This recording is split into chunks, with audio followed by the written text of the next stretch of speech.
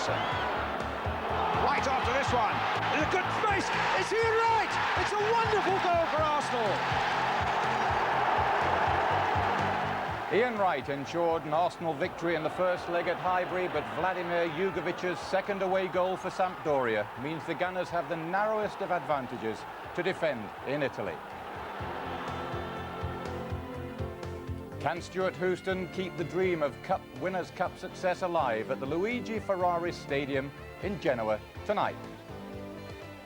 Hello, good evening. The holders with a slim 3-2 lead, but the favourites from Italy now have home advantage, plus the psychological lift of those two Highbury away goals. Queen's Park Rangers manager and former Italian campaigner Ray Wilkins with me.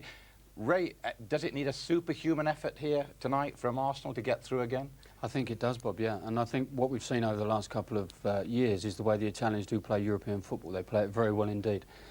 I think it's going to be tough for Arsenal.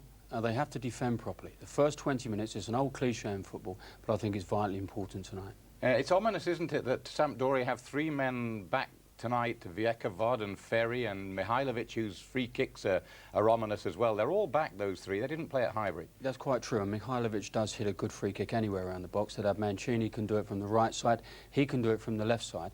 But I don't think we must discount the Arsenal set plays either.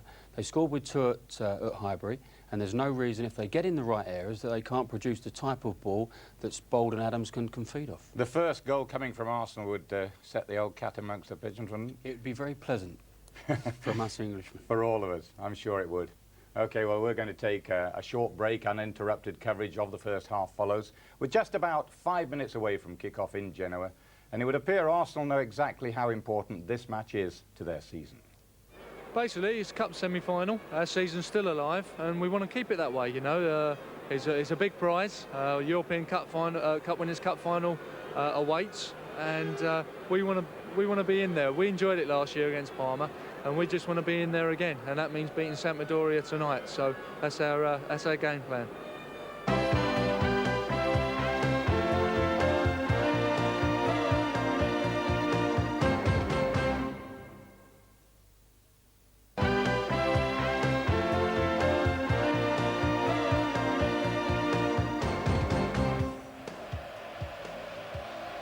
Hello again. These are the scenes in Genoa as the Sampdoria and Arsenal teams emerge into the Luigi Ferraris Stadium. It's certainly going to be a huge, huge test, this, for Arsenal's famed teamwork and resilience. Now, just before we go to kick-off, Ray, I want a prediction from you, an honest prediction. You know the Italian scene. I mean, we've got an all-Italian UEFA final. We've got AC Milan in the Champions Cup. Yeah, I think even last year, when we look back to the Cup final of last year, a lot of people didn't really give Arsenal too much chance against Zola and Aspria from Parma. But they produced a magnificent performance, and that's what's going to be required tonight. I've got a little sneaking feeling that the Arsenal can go through. That's nice to hear. OK, let's get straight over to Genoa then. Let's join our commentary team over there. The Coventry City manager, Ron Atkinson, and alongside Ron tonight, Brian Moore. Thank you very much, Bob. Good evening to everybody. Certainly going to be another night of nail-biting for a nation here, wondering if Arsenal's gutsy discipline and their dogged defence can see them through again. They've done it before. Tonight, though, is just as severe a test as you could imagine. Let's take a check on the teams first off, starting with Sampdoria, and with a significantly stronger side than they had at Highbury. The former international defenders Gerd and Ferry return after injury, and the former Yugoslav international Mihailovic is back into their midfield after suspension. David Platt, of course, still suspended. Sampdoria have to score tonight. Lombardo and Mancini are probably the biggest threats.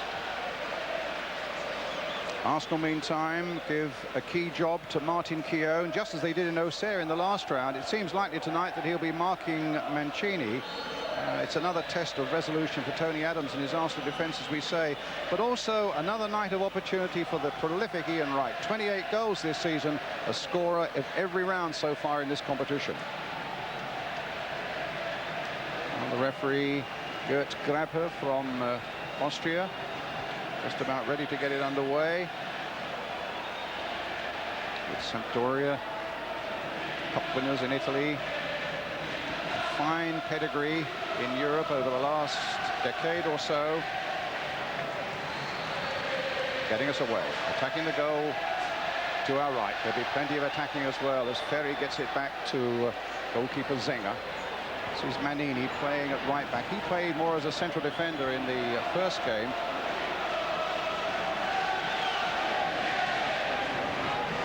Reminder, of course, Arsenal won 3-2 at Highbury, so a 1-0 or a 2-1 win for Sampdoria tonight would be enough to put them through, remembering their 2 away goals at Highbury. I suppose if we really have to be positive, Merson getting up there, a draw will be enough for Arsenal. Any victory will be enough for Arsenal. Dixon getting it forward. And I don't have to tell you, there's no shortage of noise here. A goal kick to Sampdoria. It's a compact stadium here. Just under 40,000 in it tonight. It was one that was used, of course, for the 1990 World Cup, shared by Sampdoria and the Genoa club. And a pitch that's absolutely terrific. Fairly coarse grass, but a lot of it. Ball coming to Winterburn. A bit long towards Wright. They're really worried about Wright and his prolific scoring over the last few days in particular. 5 goals in the last couple of Arsenal games. And it's the pace of Wright that will worry them. And of course, he gave them a taste of what he could do in that first game at Highbury with a truly wonderful goal from Paul Merson's pass. This is Evani, and now Lombardo knocking it forward. Bold scorer of 2 in that first game. The ball came off Lombardo. It'll be an Arsenal throw. David Platt saying to us yesterday that Arsenal will have to score tonight because he's convinced that Sampdoria will get at least one themselves. Hero of Auxerre in the last round, David Seaman. He's hardly trained for 7 weeks. He's got this cracked rib problem.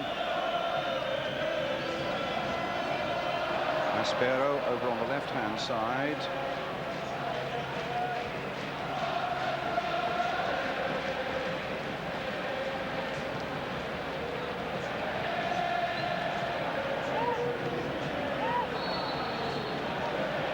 Free kick to Arsenal. Lee Dixon will take it. Fione's gone forward. Bold has made a late run towards the penalty area. It's gone out to John Hartson on the far side. Growing up quickly in this Arsenal side since his arrival from Luton. A throw to Sampdoria. So important that Arsenal keep their discipline and keep their shape and keep the score at 0-0, certainly for the first 20 minutes or so. It's important, of course, they do it a lot longer than that, but equally, it's important they get off to a good start. Foul there by Ferry, who's renowned as a tough-time tackler. Very experienced guy with 45 caps for his country, and he really caught Ian Wright there. I would think there, Brian, he'd be very, very lucky to get away without a booking. And they're calling the stretcher for Ian Wright. Gary Lewin, the physio's on, and Wright's in trouble from that challenge by Ricardo Ferry. There it is again. Oh my goodness, he caught him late there, Ron. Yeah, I mean, what we've seen in Europe in any game we've seen is that is an automatic booking. I think, and let's be fair, the Italians are good at that, sorting things out early on in a game. Well, that's a desperate sight for Arsenal fans, and a desperate sight for their prospects in this game. Gary Lewin smiling a little bit in the background there. I don't know whether perhaps he feels that it's maybe not as bad as all that. He'll want to come back on, there's no question of that. I mean, going off on a stretcher, I mean, I think that's all part of the sort of modern European it's thing. right, and it gets them off the field. I know it's one of my hobby horses, but it's right as Schwarz now takes this free kick towards Steve Bold. Challenged by Manini in the air.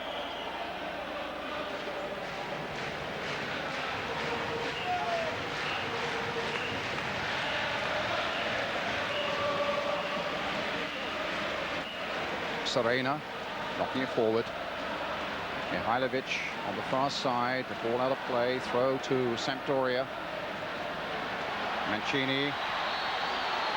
Yes, it was a bit of elbowing there, that time by Tony Adams. One captain on another. A free kick then, and Ian Wright is back on the field.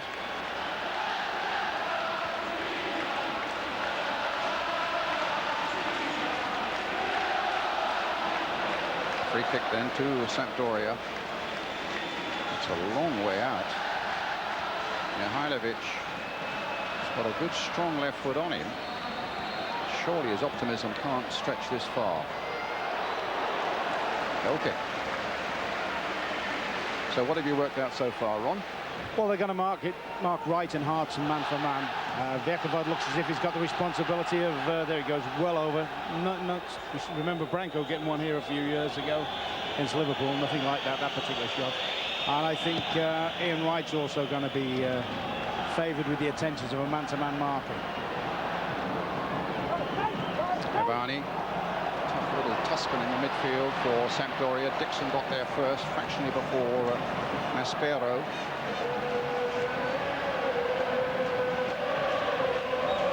And I think you've seen Arsenal's intent, haven't you? They've picked really three midfield players that just sit in there. And we talked about Keon's role. And that header from Hartson falls straight to Serena.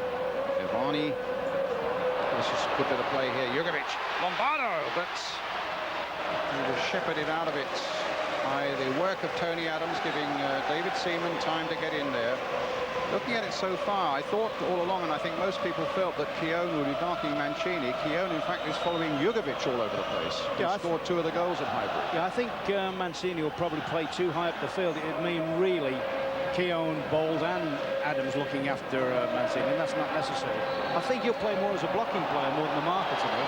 I think he'll try and just block up in front of the Arsenal central defenders. It leaves them, with the exception of Schwarzer, a little bit short on craft, doesn't it, in midfield? And I think they've set the score out to say, hey, we're going to battle on, we're going to make it difficult early doors and hope that maybe this sort of situation, set plays, they can produce something from.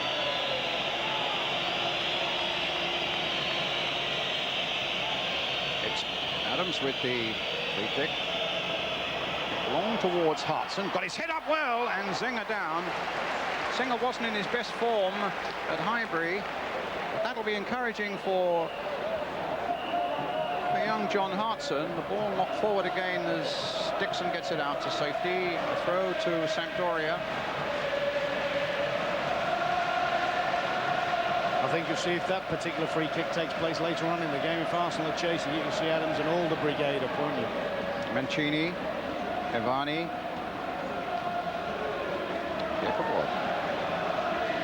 Chipping it towards Lombardo. Mancini crowded out of it.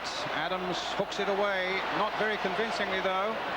Mihailovic with that good left foot of his, but not so good on that occasion. Another goal kick for Arsenal. Italian football, of course, absolutely cock-a-hoop this week. Already with Parma and Juventus through to the UEFA final. Then last night, Milan again reaching the final of the European Champions Cup, and now they're looking for Sampdoria to complete a really triumphant picture with a place in the final of the Cup Winners' Cup. Let's hope Arsenal can deny them that pleasure. Up goes Keown. Wright didn't really get a touch on that. Jugovic knocking forward. Lombardo got terrific pace. Had a lot of rain here today, Brian, and I think that helped that particular ball, because I was on the pitch early before the game. The grass is a little bit high, and I would have thought normally that ball might have held a little bit for Lombardo. Get the ball forward again to Mihailovic. All left foot and a lot of skill to him from the Yugoslav international. It's with Dixon now.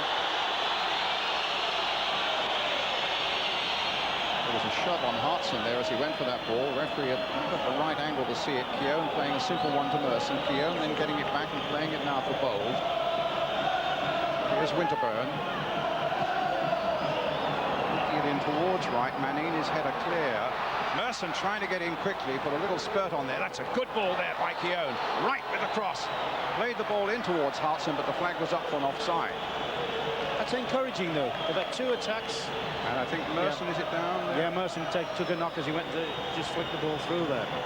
They've had Sorry, Ron, you were saying? They've had 2 attacks, and they've nearly produced with both. Well, there wasn't an awful lot in that. It may well have been that Merson was offside on that, who definitely wasn't interfering with play. Walter Sanger. 34. 58 caps for Italy. Dixon suggesting that Seaman comes forward for this one. Arsenal with just under 2,000 fans here in the stadium tonight. Time here coming towards 20 to 9 in northern Italy. Ferry with a header. Mihailovic comes to Tony Adams. Gold. First goals of the season, those at Highbury in the first leg here. Right, again crowded out. Noticeable that Manini was onto him very quickly, and Manini was supported also by Serena. Here's right again. I mean, we had the various formations before the game of Sampdoria. Certainly nobody mentioned the fact that Serena may switch and play on this side of the field. Sven-Göran Eriksson, the Sampdoria manager. No one suggested that Serena would come this side, Lee. Play on the right hand, play on the right hand side of the defence. Paul Merson.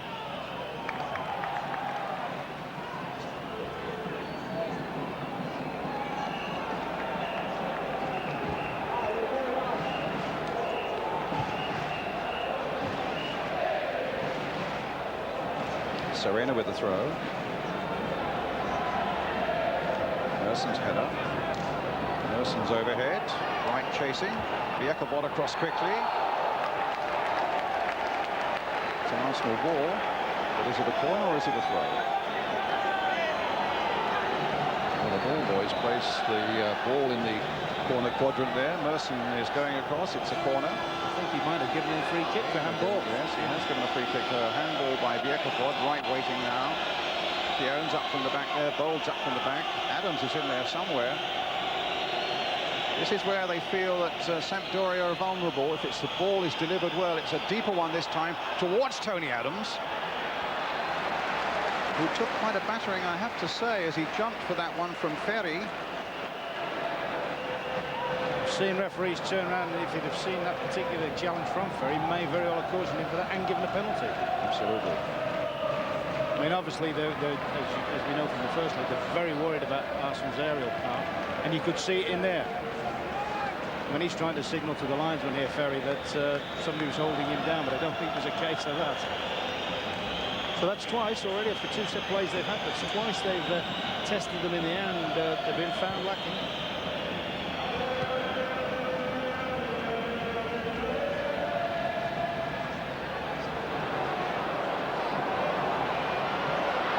Mancini. Lombardo chasing. They're looking for that one a lot, Lombardo. Just playing off Winterburn's shoulder, but looking to dive in behind Bold and Adams. Starts off in essentially a right-sided, old-fashioned right wing position, and then dives in through the middle. Winterburn playing it forward, knocked in by Wright, picked up by Viekovod, stopped by Schwartz. Can Merson get there? No, it's Ferry who knocks it forward. Mancini is onside. This is a crucial moment. It's an excellent goal for Sampdoria. They claimed offside Arsenal. They're still looking at the linesman end of the referee, but Mancini has gone to support to get the crowd's acclamation there, and Sampdoria are 1-0 in the lead. A wonderful piece of finishing, to be fair, as Seaman came out. Now, was he offside? It might just have been that Dixon on the far side was playing him on. Brian, my own impression was, quite honestly, that he wasn't offside. Watching it, we're virtually in line with it. Certainly Lombardo was offside, coming back on. But I think Mancini had just made the running time. And I think the second Arsenal lost, they looked at the linesman actually appeared as just waved his hands and waved play on. And I think that might even have thrown the Arsenal eyes. They might have thought that he picked his flag up. But to me, I thought Mancini was onside. Lombardo was coming back from an offside position. And now Arsenal have to score. 1-0 would be enough to see Sampdoria into the final in Paris next month. Ivani.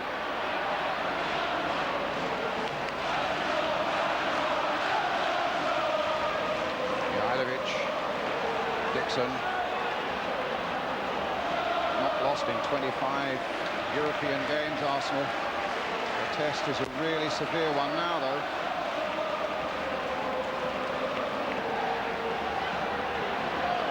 Having said that, it was a wonderful piece of finishing by Mancini, wasn't it? Yeah, he took it well. I think even David Seaman was in no man's land, wondering whether he was going to get a decision. And from the Sampdoria's point of view, they will say that they've been sort of making noises that they've split the Arsenal square defence with a little through run, a little bit. There's Mancini again. Lombardo is offside this time. And it's no need to be. You see, that's dangerous when sometimes it's been an Arsenal strength over the years, being able to hold a high line and catch teams offside.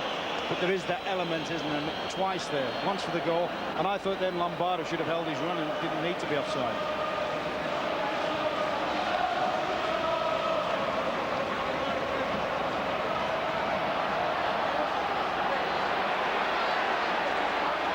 Maspero. Ball easy for Sima. It's about being mentally strong as well now from the Arsenal's point of view. They've held on to leads for so many years now, or the last 2 years certainly in this particular competition. I can't remember offhand when they've been trailing a game, so in an away leg particularly. But I think they've always been hanging on, haven't they? I think you've just got to say, Brian, I've got to try somehow and get the mental attitude and say, hey, we're all square basically. Let's grind it out and grind it out. We've got a long old way to go yet. Stuart Houston's man, George Armstrong, there talking to him. Stuart makes a note. I think there's certainly no lack of quality in terms of their will to win and so on in this Arsenal side. They've held on so well in Europe to so many narrow leads. Well, they claim that Winterburn shoved them in the back there. There's a great fortitude about this Arsenal side, and there's always Ian Wright, so by no means is this battle lost yet. Dixon.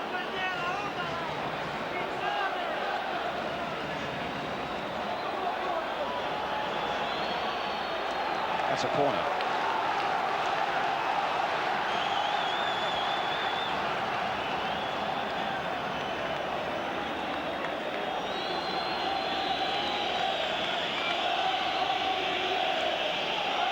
Short's going across to take it. This is where Arsenal might respond. Steve Bold up at that near post position where he caused such havoc in the first leg. Tony Adams waiting to thunder in for anything that might be flicked on. But Zenger has it. He's lost it. And the referee's whistle stopped the action there. But again, that will do Zenger's confidence no good at all. That looked a ball that was a goalkeeper's ball, and it looked as though it was one that might be taken quite comfortably, and Zenger made a right hash of it. Well, I think he's absolutely fortunate to get a free kick there. I mean, I'm a bit pro. I think goalkeepers are overprotected anyway, but certainly on that incident, it's his own shortcomings that's lost the ball there. Nothing to do with John Hartson. Hartson hustling Viekovod there. Arsenal get a throw. David Hillier with it. No, he's going to leave it to Lee Dixon.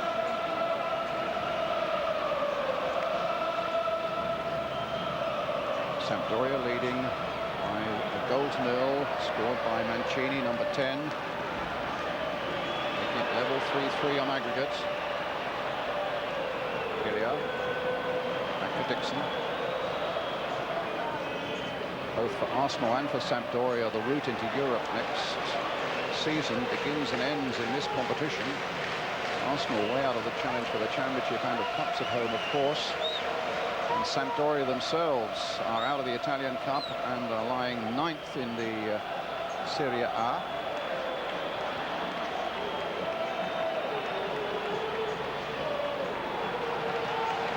So it adds an extra strand of importance to this game here tonight for both sides. You want to make a point? Yeah, I was just thinking, I actually think they've been chalked off a good goal there, you know, Grant. All right, it's very predictable that once anybody gets anywhere near a goalkeeper, particularly at this level in these type of games, referees will give decisions against them. But I did notice before the free kick, both Ferry and Verkovic were trying to bring the referee's attention. You know, watch for they were indicating, they were saying, look, watch for pushing.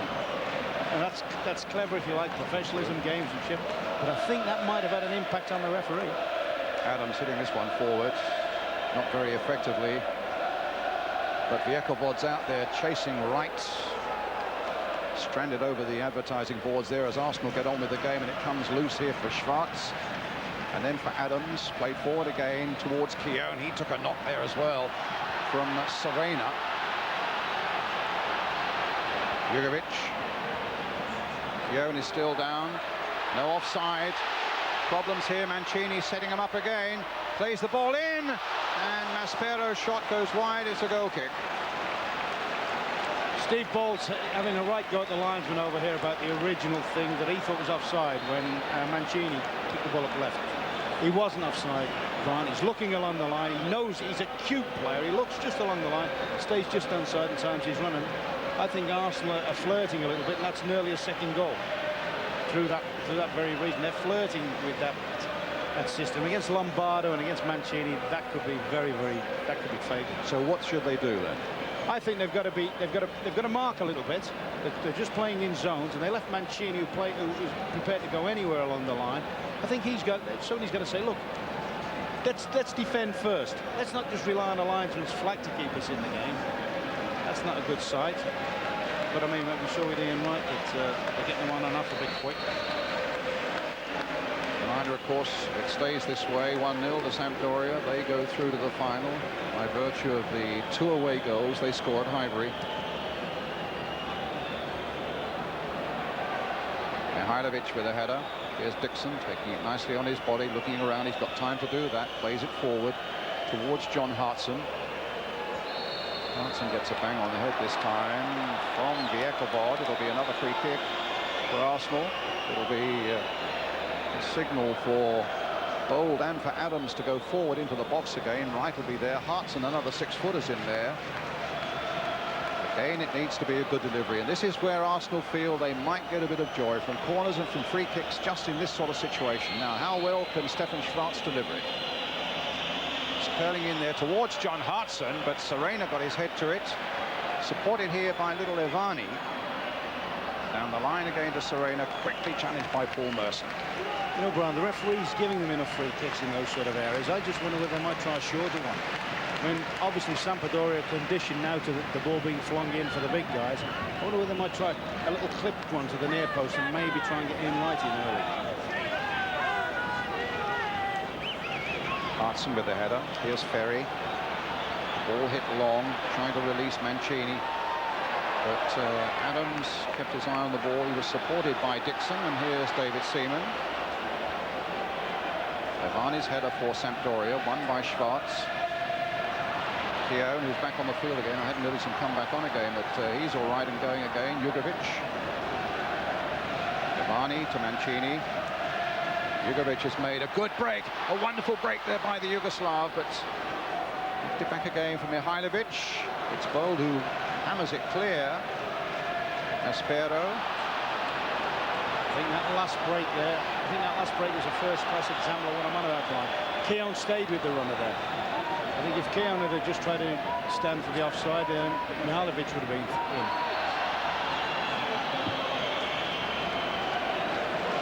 But it was a devastating moment because Mancini just pulled a little bit deep, and as he pulled deeper, so Jugovic started his run, and Mancini's pass to him was pretty near to perfection.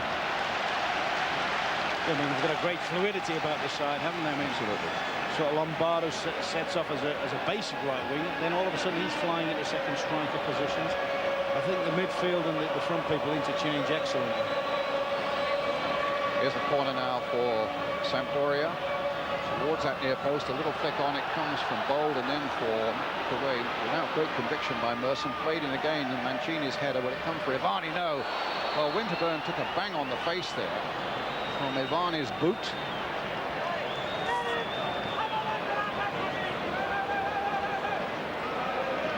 The ball was bouncing there, and in fact I think Ivani was entitled to go for it. Winterburn was ducking in a little bit low, but in fact the Arsenal pulled back on the side of the head. Let's go look again. And, yeah, I mean, I think to be fair, as I say, it was well up. His boot was up, wasn't it? Yes. But he had ducked an awful lot, Winterburn. Really caught him on the side of the head. Referee's whistle. Off goes Winterburn. Free kick to Arsenal to be taken by David Seaman. Once again, we see a little bit of lenient refereeing, if you like. Hartson. Ferry's clearance. Mancini. Arsenal's throw. Schwarz wants to take it quickly. He was denied that privilege, or almost denied it, by Lombardo's insistence of standing right in front of him. It's another ball for Arsenal, another free kick. He's given plenty of those away, Ferry, where he's not. He knows that Hartson's got the beating him in the air, and he's just doing that little nudge in the back. But at least the referee's giving Arsenal the percentage of free kicks as well. Well, Stefan Schwarz has got a terrific poke on him from this sort of range. But then Sven-Goran Eriksson will know all about that. They're trying to get Winterburn back on again. He was the Benfica manager when Schwarz was player for the Benfica club. Here is Stefan Schwarz. He's driven it. It's deflected. It's gone over. It's a corner. Well, but Arsenal wouldn't have thought that after so long play they'd have had so many free kicks and corners and what have you in what they would term the danger zones. And it's what they were looking for, wasn't it? That's where they felt that they could cause most trouble to Sampdoria. Well, there's another corner that needs to be well delivered by Stefan Schwarz. They're hitting him long. Didn't quite come to Adams. They haven't really played one in for Bold at the near post yet. Merson playing this one in, and Wright almost got a head onto that one. Another corner for Arsenal. Let's see if they play another long one. I tell you what, you watch every ball that goes into the box. When any big Arsenal player goes for it, he's nudged, he's pushed, he's jostled. There's no way they're going to get free runs at the ball. They're going to get bumped all over the place. Adams, Bold, Hartson, you know, but they've got to still resist and get in there. Shots again a long one there, this time held by Zenga. His quality hasn't been good. I think, as you say, run about Bold not getting any little flick-ons at the front post. I think he's put them in areas which, to a certain extent, do favour the keeper. Adams getting there first for this one.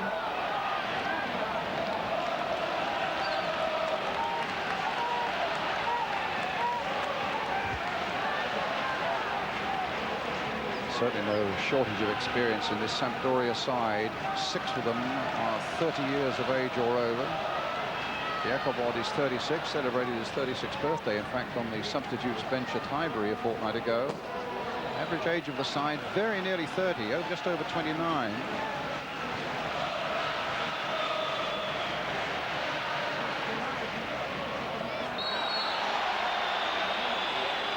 Oh, that was a silly thing for Hillier to do. He kicked the ball away quite unnecessarily. The referee, again, a little lenient. I've seen yellow cards come out for that. No danger in a league game in England. That would have been a booking. So unnecessary.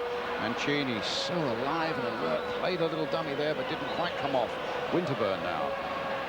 Onto the left foot, finds his fellow fullback Lee Dixon.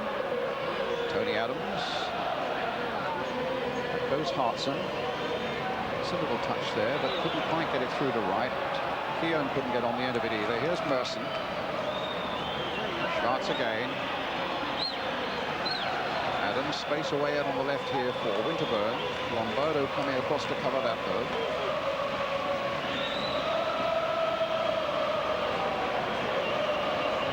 Pulling everybody back behind the ball now. The Italians. Merson taking the ball from Schwarz. This is good play by Arsenal. They just couldn't quite get the pass that mattered on the edge of the box there. It's Maspero. Go through to David Seaman.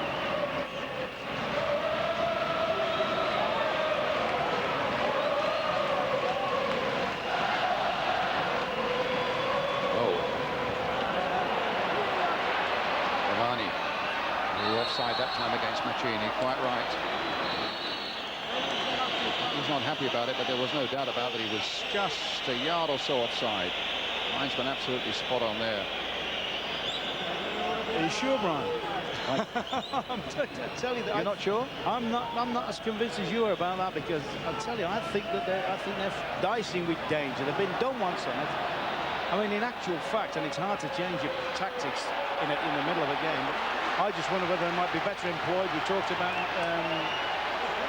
Keown as a marker. I wonder whether he'd be better playing behind the two centre-halves and pushing the full-backs on a little bit.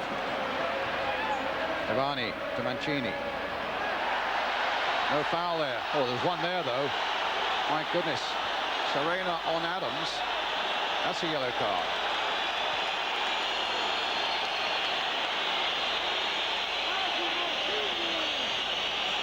Free kick again to Arsenal.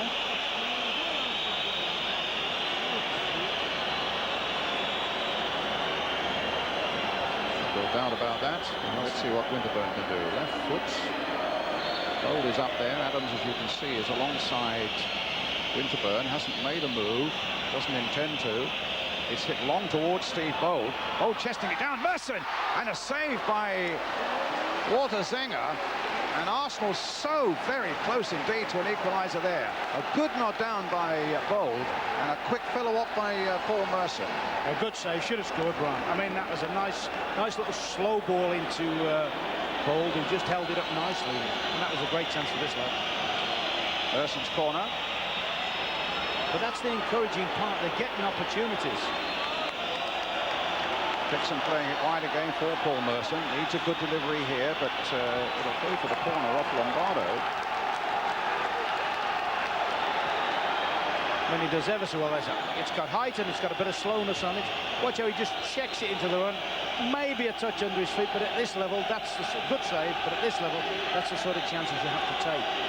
Well, here's Merson, the man who had the chance with another corner. Bold at the near post. He's bypassed him. They've got it clear. Only as far as Dixon. He'll turn it back in again with a bit of pace on it as well towards right. And in fact, it was Hartson in the end who got, I think, the final touch to it. But actually, of the two goalkeepers, you know, this man is having more to do than David Seaman. Oh, yeah, I mean, once Arsenal sort of, if you like, load the thing in there, particularly with a bit of quality, I'm just worried about the back four, the way they're playing and giving that particular space for runners through. But certainly when they come into the attacking half of the field, you can't believe at this level that Arsenal would have had so much play. And they were having it actually before the goal. There's a mistake by Serena.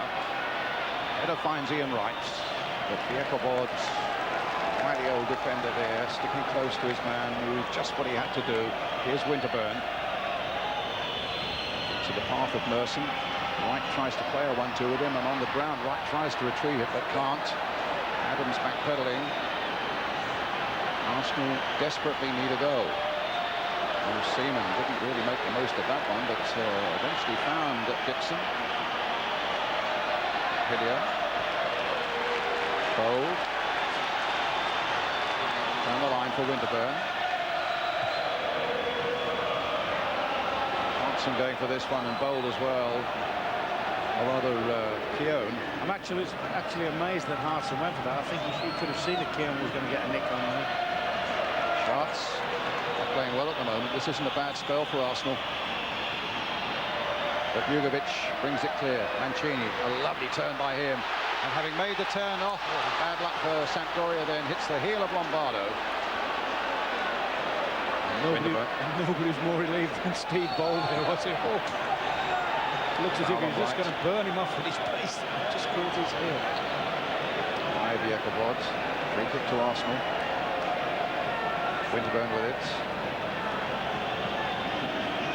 Mancini's goal is the one that's given Sampdoria the priceless lead.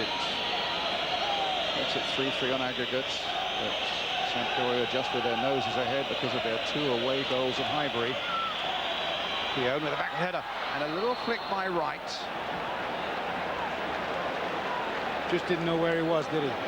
Just had his back to goal, couldn't quite get enough on it. But well, it's amazing. It was predictable that they would have a problem with the Arsenal aerial attack, and they're certainly having that. And they look petrified of it. You know, you think about people like Verkeboyd and people like Ferry. They've played at the highest level, World Cups and things. They're not very happy with that sort of assault. Bold with the header. Dixon laying it back to David Seaman. Does that every time Mihajlovic, you know, runs. He knows that Seaman is a good kicker of the ball and sets up a lot of Arsenal first attacks, if you like. And every time the ball goes back to Seaman, Mihajlovic, the number 6, puts a big press on him.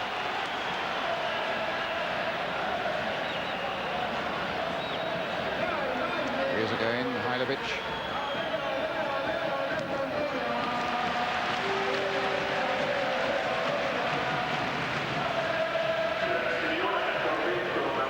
A little under 10 minutes, a little over 10 minutes now to go with the first half. Mihajlovic, Jugovic, Ivani, here comes Ferry. Long range shot. Oh, did Seaman get a touch on that? He did. It's a corner. Oh, it was a good touch as well, because that would have been, I would have guessed, unretrievable if that had gone in. Just bouncing awkwardly there as the big defender. Just a nasty little bounce, and it was an important touch there by David Seaman, providing him with this corner. And a goal kick.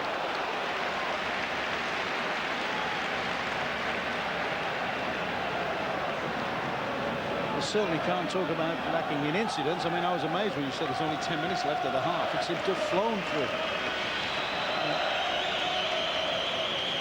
Good climb there from Mancini.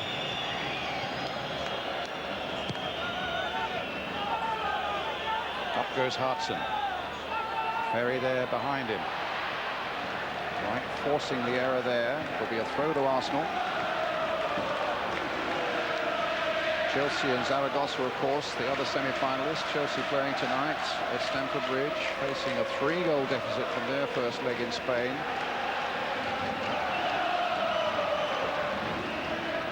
Merson tries to turn away from Serena. Serena holds him. It's a free kick, and it's kicked away there by Serena.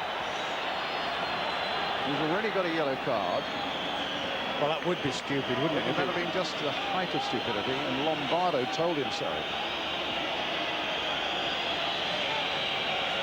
To get sent off for that would have been absolutely daft. But here's Merson with Arsenal's free kick. Driven this time towards Singer, and Singer this time catches it firmly above the head of Hartson.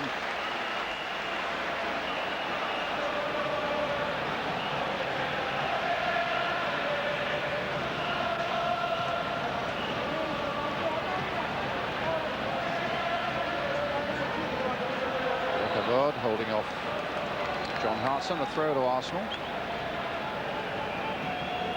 Dixon with it. Adams.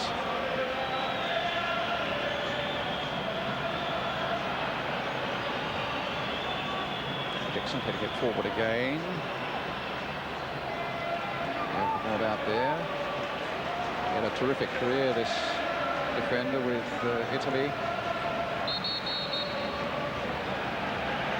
45 caps.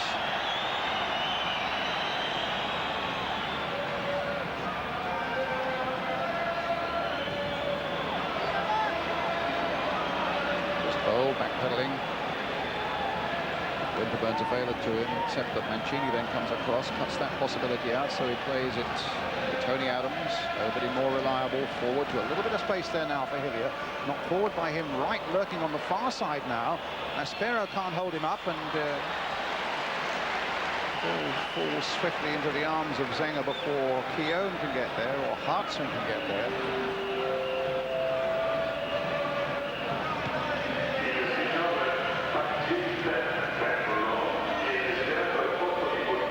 Still trailing to Mancini's 14th minute goal, but still very much in this cup semi-final, but needing a goal. Schwartz.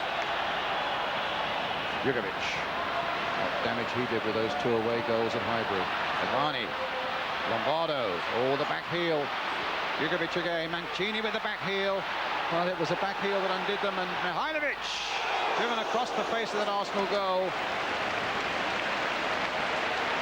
Goal kick. You see some lovely little play on the edge of the box there with the back heels and so on. There was a Mancini back heel, as you remember, in the first leg, Ron, that really opened up the way for a crucial goal. Yeah, this was rather a poor clearance, actually, and when he drilled that, I thought that's going to take the back of the net with it. But it's once again, it made it make too much of an issue. It's going back to that thing. They see that space in behind the Arsenal defenders, and they're prepared to play little balls through it, or even longer balls through it sometimes. Adams saved himself. Serena. Keown. A bit of space. No, he won't find Hillier with that. Mihailovic. Good left foot on him. Mancini this time caught well offside. Yeah, no question about that one. But the one earlier, just before that, as soon as he got threaded through, Arsenal defenders hands up, and there was no chance of him being offside. Just going back to the Mancini goal again, Ron, with the quick look that we had at just that one angle, did you feel that he was offside or not? I just had the feeling that Dixon was playing him onside on the far side. I thought he was okay. I mean, my own feeling was, without even looking at the replay, was that his run had been timed. But Lombardo certainly was offside, but he was coming back. Yeah. And of course, under the conditions that we play under now, That's not deemed offside. But if you leave that much room behind a defence against the quality of player that can pick a pass with a time of run, I think you're asking for. I really do think you're asking for trouble. 5 minutes the last of the first half now left. A free kick to Arsenal. Dixon just waiting for Adams to come up and take his place in the box there. Keown on the far, rather Bold on the far side. It's Merson with the shot. It's just crashed off a defender, deflected by one of these Sampdoria defenders for another Arsenal corner. I think he should play this one, as you say, towards the first post, a little bit softer. So Bold can get a... They really haven't done that in this game, and they did it to such good effect at Highbury. And that's played there, and it almost came off for them. It was John Hartson who got there first with the glancing header, not Steve Bold, as we can see in the picture here, but it was Hartson who came flying in. That's a brave header, actually. He's come a distance to go in front of defenders there. But I think that will favour, you see, it's the one there, he's just attacked the space there. Just can't get enough round on it. But I think that would help us a little bit to just drop them shorter of Zenga. Adams leaping for this one, winning it well above the head of Mihajlovic.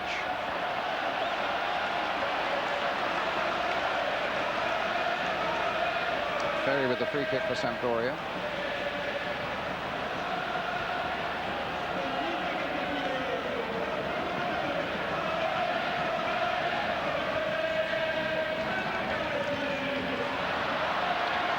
Didn't really get onto that one. So in the end, retrieves it. In fact, Arsenal win a free kick. I just wonder, Brian, if there's any way. I'd like to see Arsenal if they could, and I think they're playing okay in the attacking, from an attacking point of view. But I'd just like to see them. I wonder if maybe Lee Dixon could force the issue a little bit up his side a little bit, and Merson pull out on the left side more. Up goes Hartson, wins it in the air, and Wright can't get there. Zenga goes down, and they made absolutely sure. And there's Ferry and Wright face to face there, not happy. Wright wasn't happy with the way that Ferry balked in there as he tried to make his run. But Ron making that point again, though, that these Sampdoria defenders will not let the Arsenal players get a run at the ball. Just a little flash point there between the Arsenal striker and the big Sampdoria defender. Ian Wright's also. Mihajlovic. Mancini, he's turned beautifully there. He tries to get that ball into the path of a midfielder come running in, and it was Schwarz instead who got it away for Arsenal. And here's Winterburn. Manini down the line. Wright keeps that in play. Well, there's all sorts going on in midfield between Schwarz and Avani. They're kicking lumps off each other off the ball. Wright gets it to Hillier. Adams knocks it forward again. Dixon on the far side, but it won't reach him. It's Vjekovod, and now it's Mihajlovic, and it's Sampdoria storming forward again now as we come towards half-time, and a great catch by David Seaman. So you're seeing all sorts of nasties off the ball, are you? Avani and Schwarz must have had 4 kicks at each other and a little bit of jostling, and they're still eyeballing each other now. I mean, that's the last thing. I mean, that's the Italians would be looking for that. I mean, when we saw the Wright incident before, Ferry's an experienced campaigner. He knows Ian Wright, if you like, got a short fuse. Ferry getting there before Wright, and he would try and get him at it. Vjekovod. In a way, Wright should regard it as a compliment because they know that he's a threat. Here's Winterburn.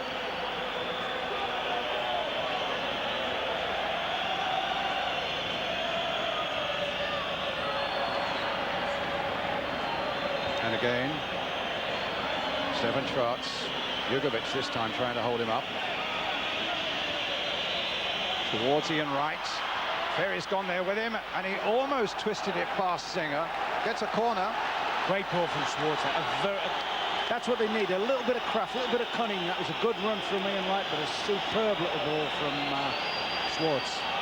The last minute of the first half now. Merson with the corner again Bold at the near post. Couldn't get the little flick on.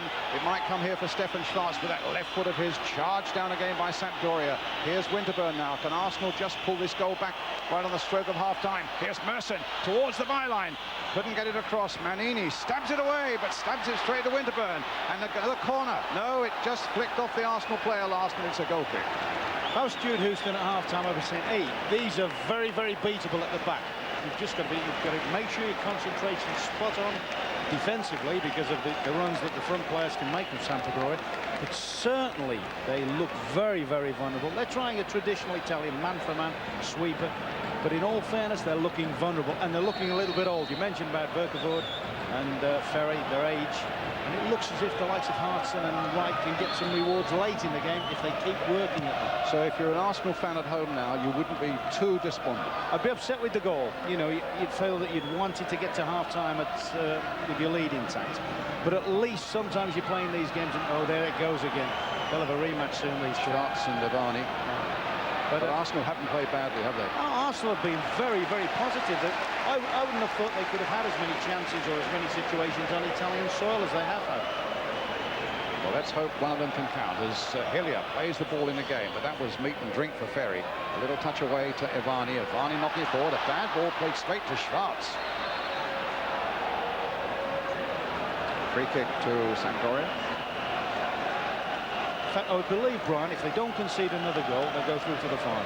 I really believe they'll score a goal, Arsenal, providing the other team don't get another one. Providing Sampdoria don't go to 2. Mancini, a little flick on, and Seaman gathers. Here's Merson. Serena. Plenty of blue shirts up this time. And a goal kick. Well, that man, Mihailovic, got a devastating left foot. Caught that on the volley. He's a little annoyed with himself, but I tell you what, I think Stuart Houston will be well annoyed at Lee Dixon. That's come 65 yards, and he's hardly done anything about it. I mean, knowing for well that lad can half-crack them. well, the half-time whistle is gone. Arsenal are a goal down. That will be enough, if it stays that way, to put Sampdoria through to the final in Paris next month. Mancini's goal after 14 minutes. That's the situation here in Genoa. It's Sampdoria 1, Arsenal 0.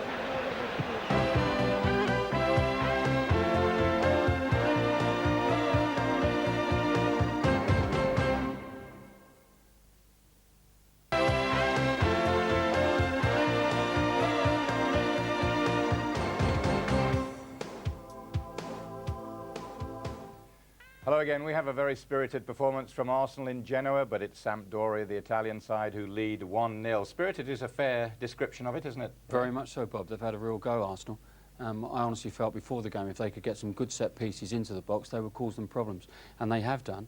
But unfortunately, that slight lapse, and Mancini was onto it like a flash. Yeah, do we call it a lapse, or are we suggesting here that, you know, Lombardo was clearly offside? Because he's so close to the play, isn't he? He is. That's my argument about it as well. But as Ferry just hooks the ball forward, we see Lombardo. He can only be 2 yards away from Mancini. But Mancini reacts very, very quickly. And this is the finish of a real-class player. He takes that so early that Dave can't really set himself for it, and the ball's in the back of the net. Here we see it from behind the goal.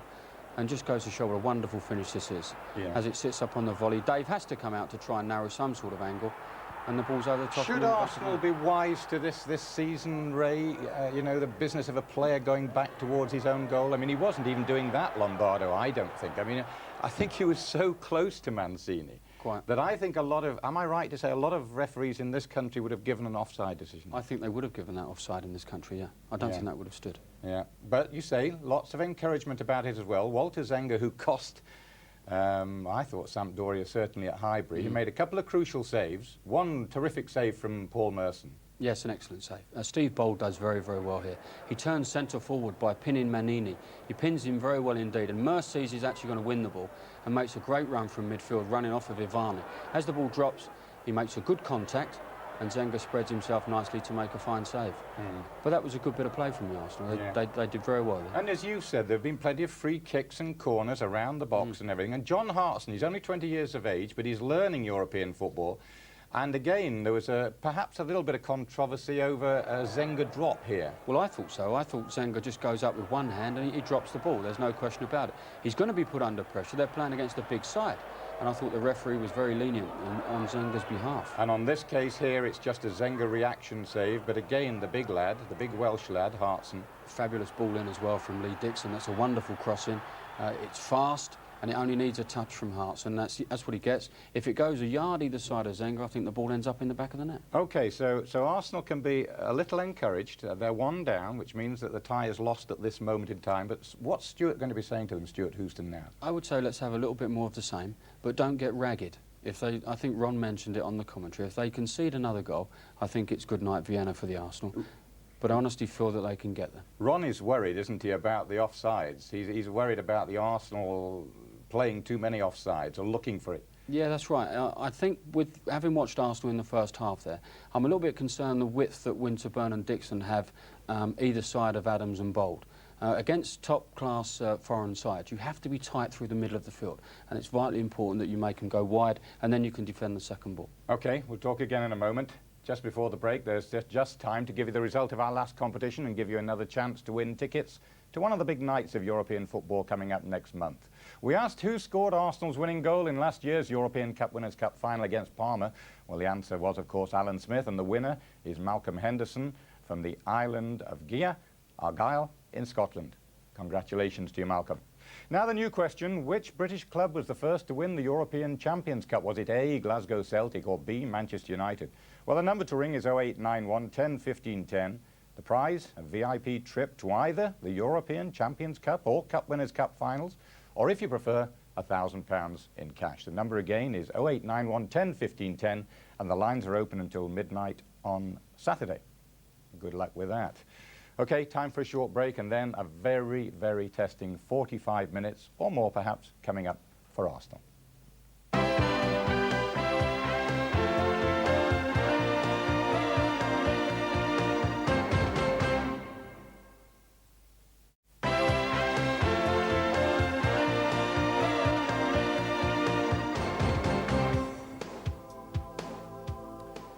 Hello again, it's Sampdoria 1, Arsenal 0 in Genoa, and let me tell you that at Stamford Bridge, after about half an hour's play there, it's Chelsea 0, Real Zaragoza 0, so of course it's 3-0 on aggregate. And the latest scoreline from Ewood Park, it's Blackburn 0, Crystal Palace 0 at this moment, and in the Scottish Premier, well, it's Kilmarnock 0, the champions, Rangers 1, and that's a goal from Mikhailichenko. Now, going back to Genoa, Ray, they really put it about a bit, don't they, the Italian side? I mean, there were 2 tackles in the first half that were very questionable. Yeah, there were. The first one I thought was an awful tackle. We see Ian Wright just turning there, and Ferry actually thought he was going to turn into him, but he doesn't. Ian sticks it through his legs, and he really does give him a hell of a clump. He really caught him, didn't he? Yeah, he did. And this one with Nigel heading out. You know, I played with Kiko Ivani for a couple of years with Milan, and he never tackled, and he tackled less than I did. And that's a really nasty challenge on the side of Nigel's face. Roberto Mancini, their captain, he's upset me a little bit because he seems to be mouthing at the referee the whole time. Yes, well, that is Mancini. Is it? Yeah, we all have a little bit to say on a football field, but he has slightly more than most. Yeah. But the interesting thing is, isn't it, the Italian sides, they're not scared, are they, to intimidate? No, they're not. I think once you reach this sort of stage in a competition, Bob, then there's no quarter taken or given, and they really are going for it. And the Arsenal will be the same. I'm sure in the second half we'll see a very spirited performance from Arsenal, and hopefully they can get that goal back. Do you really believe that they can get the goal? Yeah, I'm optimistic they can get it back. Yeah, well, we've got these pictures coming up behind us here, Ray, and it shows the 2 teams coming back out there. Lovely setting it is out there in Genoa. They look confident enough, the Italians, and there are their fans as well. A lot of Arsenal fans out there as well tonight. But here we go for a really crucial 45 minutes for the holders of the Cup Winners' Cup. Arsenal, they're 1-0 down. Let's rejoin Ron Atkinson and Brian Moore. Thank you again, Bob. Just to repeat something you were saying, Ron, if Sampdoria don't score again, you think Arsenal are going to win this time? Providing they sort of carry on where they left off, and we're pushing forward, we're believing, and, as I say, concentrating at the back. Just like to see a little bit more width in their attacking through, as I said, Dixon and Merson, but they've done a lot of things right the way they play. Let's have a quick word with Stuart Houston. He's down on the touchline with Gary Newborn. Stuart, you're unlucky to get caught with the goal, but it was a bad error for you in the first half. Well, we seem to be pushing up at this particular time. I thought from where I was it looked offside, but I can't tell from the television. But we've got to keep doing what we're doing. At the moment in time, we've had 7 or 8 corners at the moment in time. Their keeper's definitely been the busier keeper. and we've got to keep doing what we're good at. The chances are there, aren't they? Absolutely. I've just told the players to keep going, and hopefully we can get one, and then let's hope so. Thank you, Gary. Just got to keep doing what they were doing, and I think that's exactly right, Ron, don't you? As you say, with one or two little exceptions, you want Dixon to push in a bit more, possibly, but they are making chances, Arsenal, and this game is by no means beyond them. Here's Dixon with the free kick. In fact, Arsenal got a very good record against Italian sides in European competition. Up goes Viekovod. Aspero, the foul on him, a free kick. Way back in 70-71, they beat Lazio in Europe. In 79-80, they beat Juventus. Last season, they beat Torino and Parma. In winning the Cup Winners' Cup, they lost, of course, to Milan in the Super Cup this season. But overall, Arsenal have a very good record against Italian sides.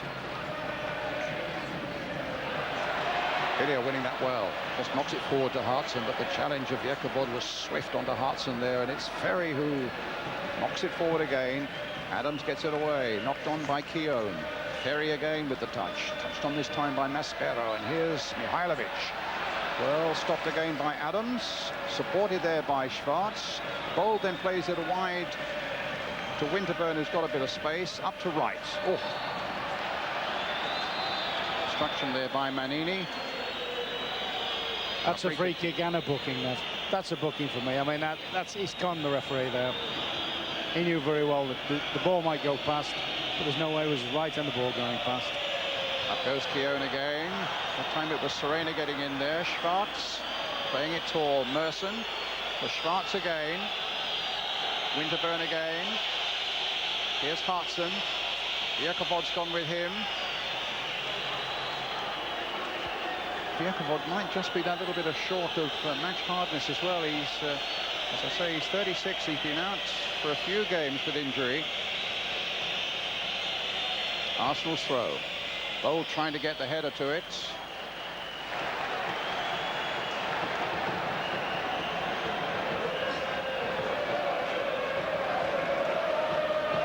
Zenger with the clearance. He arrived here from Inter Milan with Ferry as a part of a deal that took the goalkeeper Pagliuca to Inter Milan from Sampdoria. Here's Lombardo. No foul.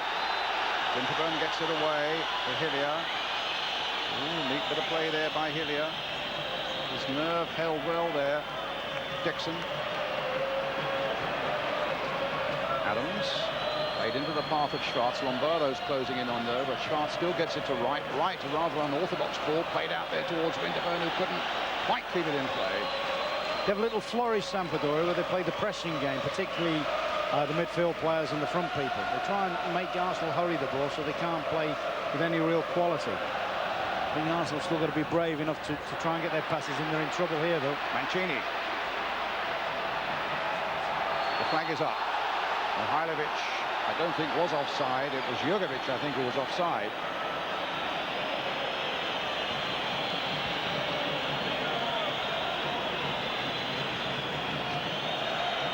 In the other semi-final, I gather Chelsea leading Zaragoza by 1-0.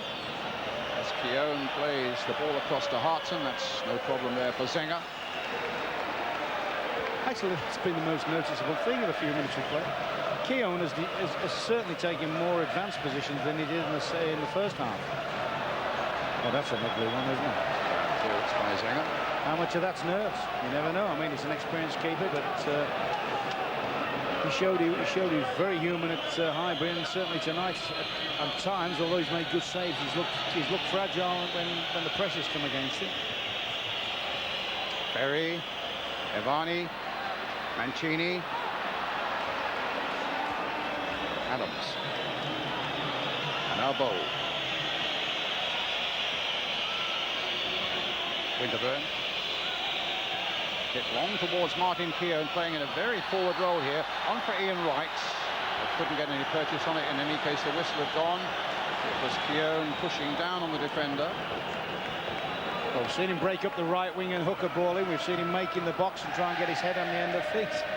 Obviously, Stewart said to him, look, try and push yourself forward at every opportunity. What I think they're trying to do is make sure that Sampdoria's spare man at the back doesn't have too much space to play in and break the game up. Furlong the scorer for Chelsea, by the way. Bierkabod with a header. Up goes Dixon. Dixon again.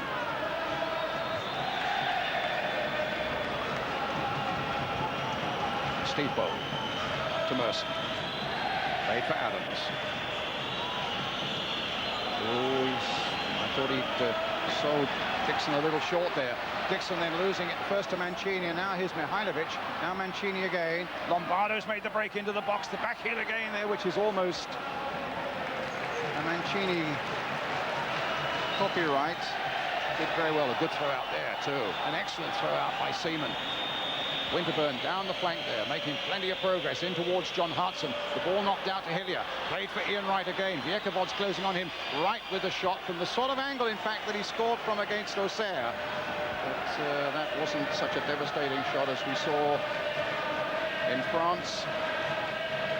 And Zenga was able to gather it up quite comfortably. Schwarz.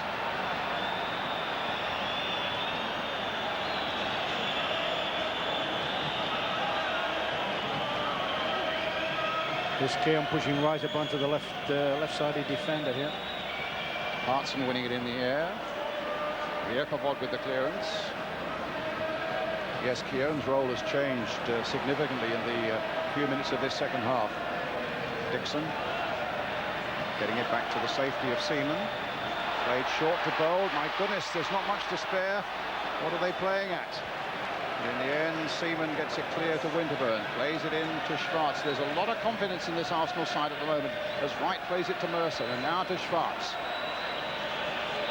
Dixon furious because he got some space on this side, and Schwarz didn't pick him up. Now look at Keown getting back in there. There was a foul by him on Jugovic. Free kick to Sampdoria. He's got the bit between his teeth this half, Martin Keown. See him making up the ground. He's actually, it's his body strength that's given the free kick away. He's virtually brushed Jugovic away. Ivan's free kick. Up to Mihailovic. Don't let him get onto the left foot. And Lee Dixon didn't. Ferry, that looked like a handball. A long way back to Zenga.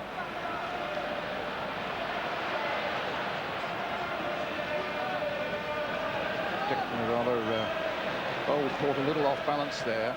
Adams playing it through to Hillier.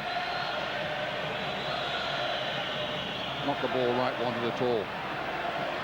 Schwarz again. Dixon. Adams.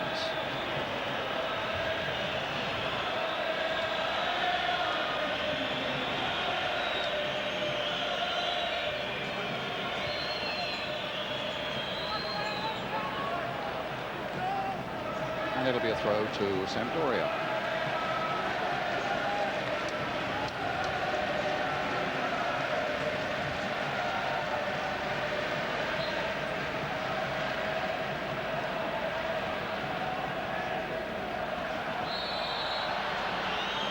Shove in the back of Jugovic by Hillier. A free kick to Sampdoria. Just looking there, Brian, just before the free kick as well. Every Arsenal player was actually in this quarter of the field, and that's to get back to the point I was trying to make earlier. He's just headed him at the back of the head. In fact, it's a wonder Hillier didn't come off worse there, actually, isn't it? But as I say, and Jugovic is stupidly refusing to. One of the teammates is saying, "Come on, you got to go off the field," and he's shrugging him off. And the referee again being very lenient. There was no stretcher coming on there. I was just going to say, Brian, very quickly, the point I was trying to make was I feel sure Arsenal would be better with an outlet on the left-hand side.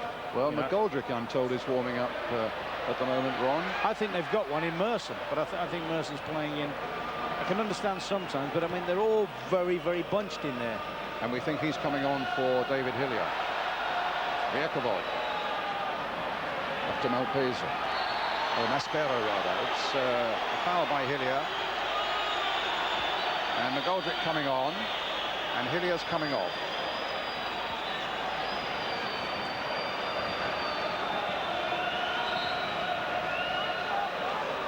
He's actually been very neat and tidy tonight, Hillier. You know, normally he sits in the middle of midfield and wins it and so forth. But it's a bit surprised with McGoldrick. I thought it may have been Parlour. I thought, you know, although McGoldrick can run on, but certainly Parlour likes to as well.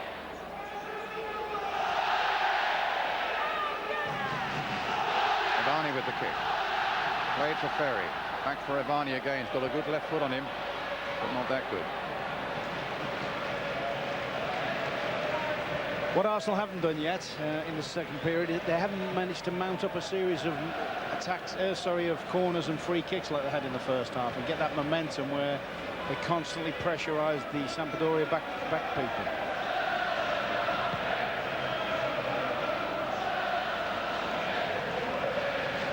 Hartson to Winterburn. Shots. Played for Adams. Schwartz again. Picking out Dixon. It's Serena's header clear. Adams playing it down the line again. It'll be a throw for Arsenal this time. Dixon might like to throw a long one in. Oh, there's no danger. Here comes Adams. Here comes the brigade. It could be as good as a corner, but he plays it short to McGoldrick. And then plays it for Dixon now. The little cross coming in towards Tony Adams. And Merson trying to readjust, and it cannoned off a defender. Schwartz. Now the breakout, and they are so great on the counter-attack. And this is where Arsenal really must be aware. Keown's trying to get back. Mancini's across there. And in fact, Dixon just got across there in time, but the flag was up in any case for offside. They can be so devastating on that counter-thrust. Winterburn.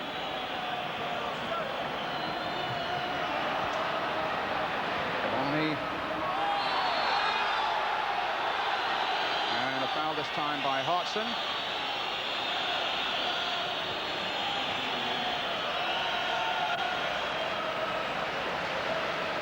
Well, he's a strong lad and he muscled his way in there, didn't he? Ferry with the kick.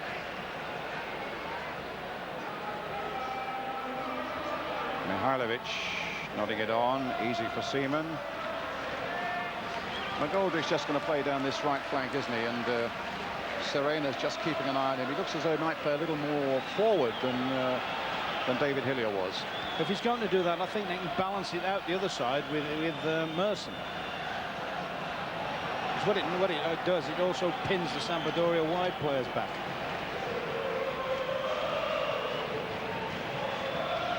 Dixon's throw. Hartson playing it in. It was Manini who got that clear. Adams.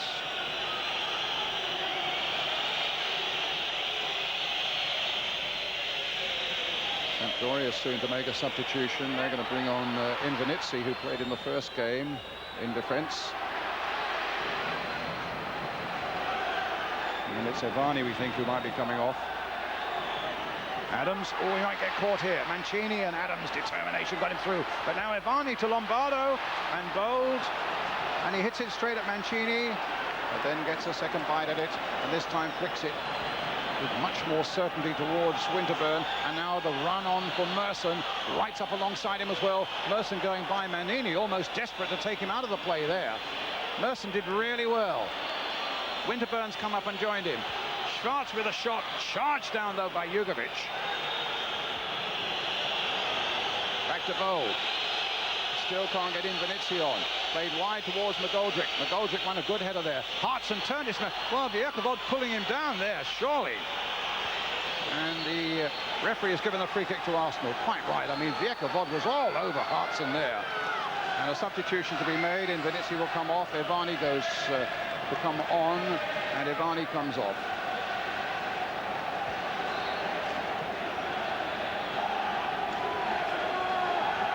Well, he's had his battles.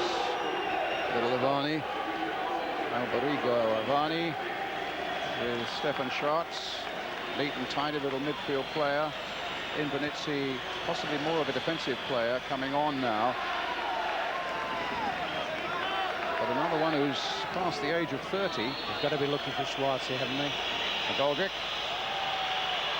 Keown's rather Bold has come up quickly on the far side. It was a clever run. Everybody they tried to take all the people from the back post and drag the defenders under the ball. Nelson with the corner. Bold is again at the near post. Keown is also at the near post. Picked on And knocked in, and it's gone there. It's Ian Wright. Ian Wright got the touch that matters, and Arsenal are 1-1. The smile of Stuart Houston, and suddenly this game has taken another twist. The man who scored in every round, the man who scored a superb goal in the first leg, Ian Wright. The header came, I think, from Adams in the first place. Wright then with the touch, yes, and it's Wright's goal as Zenger was flapping all over the place. It's Hartson, actually. Hartson's got the little nick on. but I'm still not sure whether Wright actually showed brilliant reflexes or it's just hit him, Brian. I mean, when you're a good goal scorer like he is, they're going off everything, and I'm not too sure that isn't just jammed against him. Well, it's Ian Wright's goal. And it stands at 1-1, and if it stays this one, Arsenal can prepare for a final. But here's Ferry. We're going to have a real nerve-wracking finish to this game now. It's important that Arsenal get their challenges in. It's important they don't concede anything now. McGoldrick couldn't get to that one.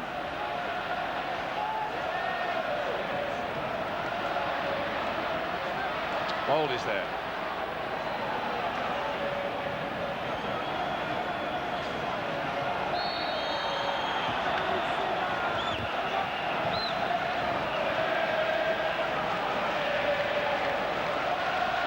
Another free kick for Sampdoria. These are really testing and trying moments now.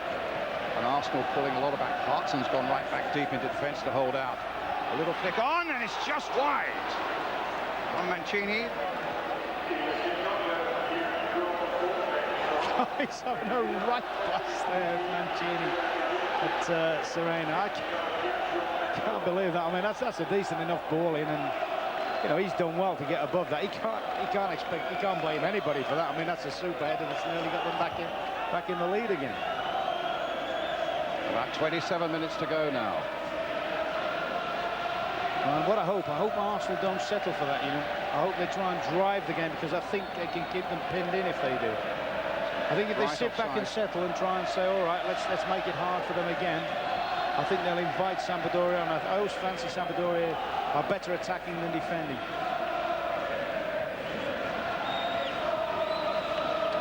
Inverizzi. Manini.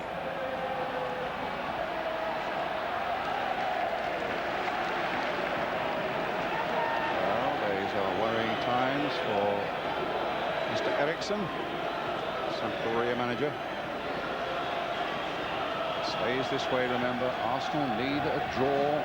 They go through to the final in Paris, either against Chelsea, or if it's against Chelsea, of course, it's at Wembley. Or Zaragoza, that would be in Paris. Ferry. There's big work yet to be done by Arsenal. We've seen them so often in the past, and people have started to write them off. That's one of the most dangerous things to do in the game, actually, right off Arsenal. But there's Ferry playing it through towards Lombardo. Knocked down by him. There's a chance here, and it's gone wide from Serena. Or rather from Maspero. I tell you what, as he's coming in here, I thought he was favourite there, Maspero, you know, and I think he's just took watch Tony Adams here, make up the ground. Little fall-off header. And there on in, I thought Maspero was going to be favourite, but I think he's had a little look at Big Tony coming across the ground. A good header by Lombardo. Oh, cute little header that, but that is tremendous defending for me. That epitomises Arsenal and Tony Adams.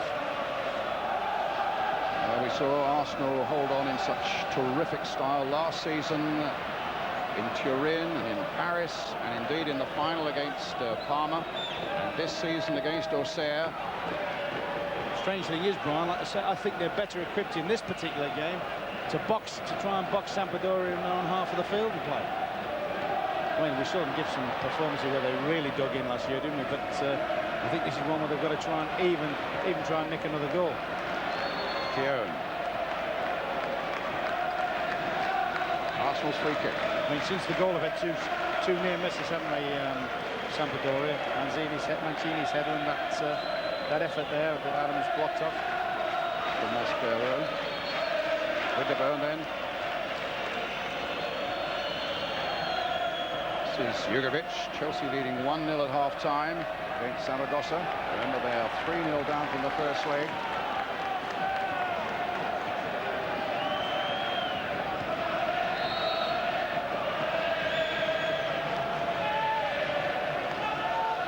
Serena, Mihailovic, Dixon.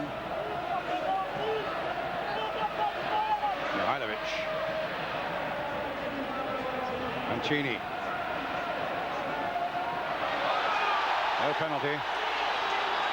Maspero went flying in the box there. The referee, I have to say, had a good look at it. The referee from Austria, Blackburn Rovers, we understand, 2 goals up against Crystal Palace now. It's a great through ball. Incidentally, that was a foul, I think, but he was outside the box. Look, Here's Wright at the other end. Turning away, looking for support, waiting for it to come, and then plays a curious ball there, which Lombardo was favourite to get. Manini gets the ball forward. Waiting again, this time for Maspero. Up to Mancini, the back heel by him to Jugovic, bringing Serena into the play. Goldrick couldn't get there. Maspero can't quite get there, and Winterburn pulls the ball away for Arsenal. It's it down the line towards Ian Wright. Wright closely watched by Manini. Here's Wright again, just Hartson up alongside him. Getting some support now from Merson and from Keown. Here's Merson on this near side now is Eddie McGoldrick. Hartson, McGoldrick.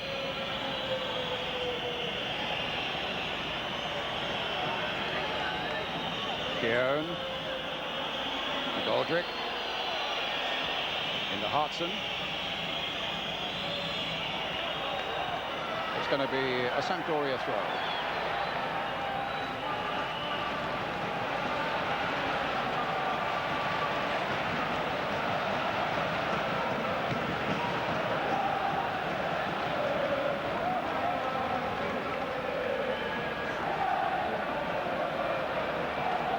Jugovic.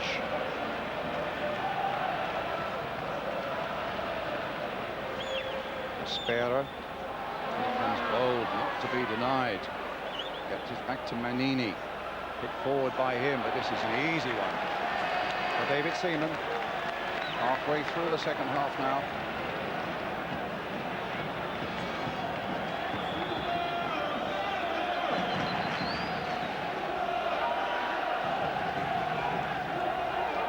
Back to Zeng.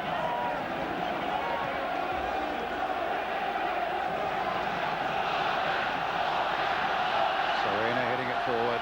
Adams beaten in the air that time, and Lombardo's shots stopped quite easily by David Seaman. I think it would have just gone out in any case. It would have done, but the amazing thing is how many balls in the air Mancini's won. I mean, you wouldn't bet anybody to win that many balls against the Arsenal's 2 central defenders. One by Manini. Winterburn. Forward to Merson. Held up by Ferry, but Merson's still battling on, and Arsenal get a throw. Yeah, he can carry the fight to them out there, Brian. He made one burst just after half-time and really terrorised the defence. I mean, you make a lot of distance with the player playing in that position. Somebody else who terrorised them as well, Ian Wright. Picks out his mate Paul Merson. And that wasn't a very good ball, though. Have to give ground to get to this one. Down the line, they said we want it. Keown puts head down and charges after it. Can't quite keep it in play. A goal kick to Sampdoria. So Keown there, as Dixon was shaping up his play, put it in there, put it on top of my head, and I'll carry the fight for you. He's had an excellent game as Martin Keown. I wouldn't put him down as one of the all-time great midfield players, but he hadn't half done well for them today. He's done well there. He won an important header there. Flicked back that time by Hartson. Schwartz getting it forward now for Wright. Not a lot of support for Wright at the moment. McGoldrick's coming up on this flank. Wright again. Oh, Ferry took everything in sight there, including Ian Wright. Great little build-up for the Arsenal there, up back and a through But ball. another appalling challenge by Ferry. Well, I mean, to be fair, I think the referee has said, all right, you can kick each other to death, whatever happens, it doesn't matter. I mean, that's the sort of thing we used to associate with Italian defenders, what, in the days of Gentili and Benetti and people like that. Ferry, I think, is one of those schools. Yeah, it came in at Bergamo. But the referee let him go in virtually the second or third minute, and you know, he doesn't see any reason to change it now. Well, a free kick for Arsenal, though, which Eddie McGoldrick will take. Another goal for Arsenal now would certainly relieve an enormous amount of tension. And McGoldrick's leaving it to Stefan Schwarz, who will whip one in with his left foot. Deep one there towards Bold, too high for him, goal kick. So what do you guess Arsenal must do now, apart from not conceding another goal? I mean, how are they going to set about it? Well, you've got to be brave to do it, but I think, particularly at this level, where obviously your natural reaction is to protect what you've now got, having worked so hard to get it. I think they've got to try and push the game forward and try for another goal. I mean, you can look at certain teams and think, don't commit yourself too much forward, otherwise they'll pick you off. I think if they sit back, there's every chance Sampdoria can nick another goal. I think if they push on, they could get one themselves and kill the match virtually. Mikhailovic and McGoldrick having a right old battle there. The referee calling both to him. You see, I think Arsenal have had a let-off just before. You know the little incident where Mancini threaded the ball through and there was a thing on the edge of the box. Yes. Now, if they continue to give ground, they can do that all day for them. Like that. I think if they continue to give ground, Arsenal, there's every chance one of the Italian players will take a tumble in the box. Although the referee's been lenient, I don't think even he'd be brave enough away from home to do that. To disallow something like that, you know. So let's watch for that. As Bold gets it back to David Seaman. 3 of them offside there. Free kick to Arsenal. His camp was down at the elegant resort on the Ligurian coast of Santa Margherita. You know, Ray Wilkins was saying about Mancini, about him having a go at people. He's having a go at people when they appear to do the right thing at the moment. There is some fun in the dressing room. Side. They trained this morning also at another resort called Sestri Levante, further down the coast, but if you think it's all been fun and games, it hasn't, because in this part of Italy the whole day it's been raining and drizzling, it's been foggy. Beautiful green hills around Genoa. Just haven't seen the villas and the apartment blocks up there because they've been shrouded in mist all day. It's been, if you've got a pal who's out here on holiday at the moment, he hasn't had a very good day today, I can tell you. That was a handball.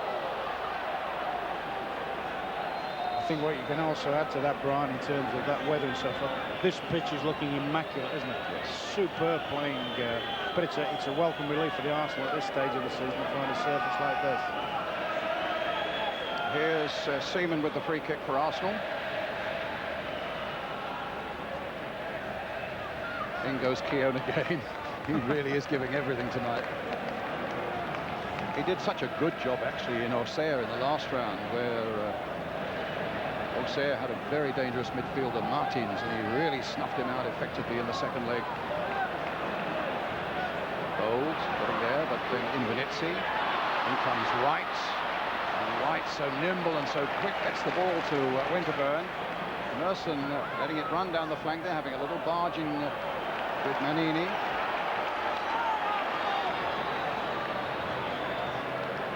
Another substitution about to be made by Sampdoria. Claudio Bellucci, who's a midfielder, normally coming on, we think, for Ferry. Certainly has the virtue of young legs. He's only 19 years old, Bellucci. Well, here's Hartson trying to thread his way through, but in the end it's snapped forward by Mihailovic, straight to Bold, and now Schwarz. McGoldrick can't quite get there, but Dixon did.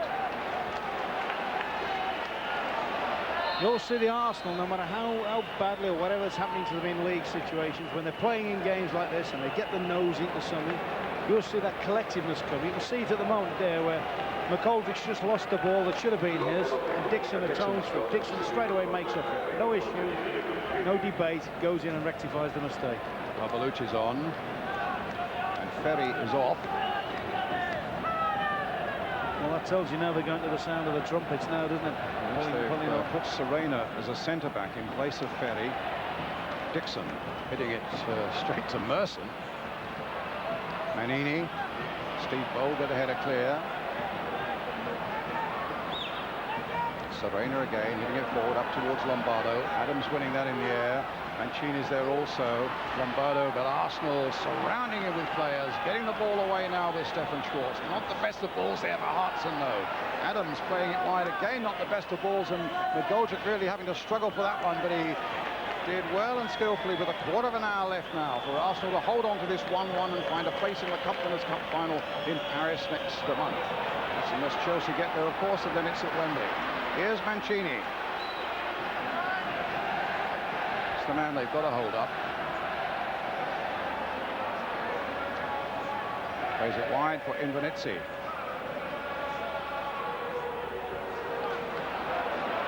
Away again by Keown, I think it was. Schwartz, McGoldrick, up to Hartson. Needs to keep possession. Dixon hammering it forward again, but Wright just holds his head down. There was no way he could get anywhere near that one. It goes behind the dugout, in fact, for a throw to Sampdoria. Manini.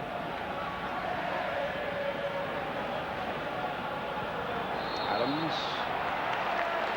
Foul by Lombardo that time on Adams, as Adams tried to get to that ball. A bit of obstruction and another free kick for Arsenal. The seconds ticking away inside the last 15 minutes now. There was a bit of barging and a bit of obstruction as the Arsenal captain tried to get the ball. Seaman with the free kick, a long way out of his goal. Up goes Hartson, Wright trying to get in behind them. Zenger had stayed put, and in fact Wright did extremely well there, and Zenger was forced to a save. Winterburn trying to get the better of Mancini, but Mancini now on the ball for Sampdoria. Jugovic. Jakobot. Keown, I don't know whether Keown clashed with Maspera then, but Maspera just fallen to the ground holding his head. Invernizzi, fouled on a free kick. Arsenal doesn't give any of these away. Well, not too many of them near this penalty area. These are the danger moments. I don't think there's any doubt who's going to give this a gun. I think you've seen Mihajlovic have a right bang at this one. Good angle for left-footed players. This is where Stuart Pearce of Nottingham Forest likes his free kicks, on this side of the penalty area, doesn't he? This is a very, very dangerous moment for Arsenal, because Mihajlovic has got a tremendous free kick in his locker. The Arsenal wall being pulled back. There are plenty of them in the wall. Just hope that Seaman can get a side of the ball. If it goes in, Dixon's Sampdoria are 2-1 up. Dixon's trying to get back on the line, Brian. He's there.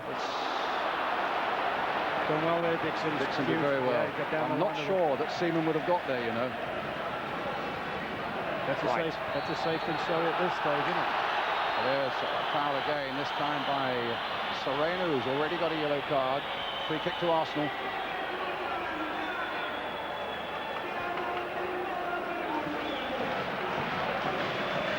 Another look at the watch.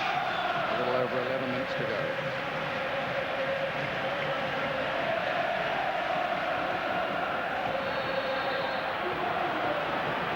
Pushing and elbowing, I think, by Hartson. It's a little bit late in the day for the referee to give a decision like that, isn't it? At the other end of the field, Manzini and Adams are having a little war. McGoldrick playing it down the line. Manini getting there. That's an Arsenal throw.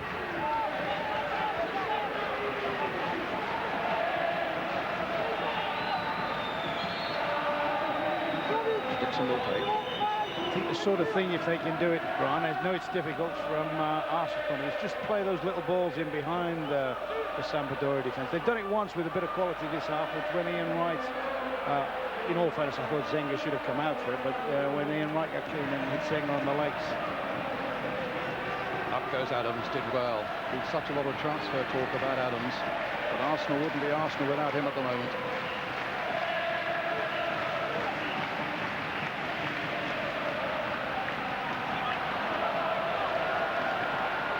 It's an Arsenal throw. Came off Jugovic.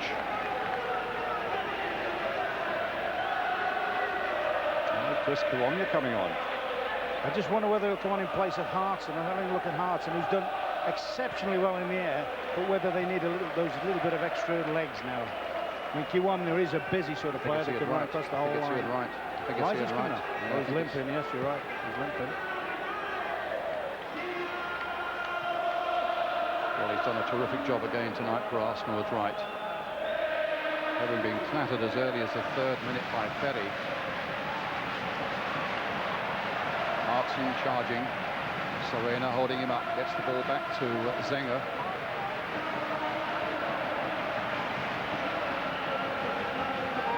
Serena playing it wide here for Mihailovic. Manini, right, coming back to dispossession. Well, the substitution can be made. Up comes Wright. What a contribution he's made again to this Arsenal side. The 1-1, his goal. On comes Chris Kiwomya. Yet to score in Europe.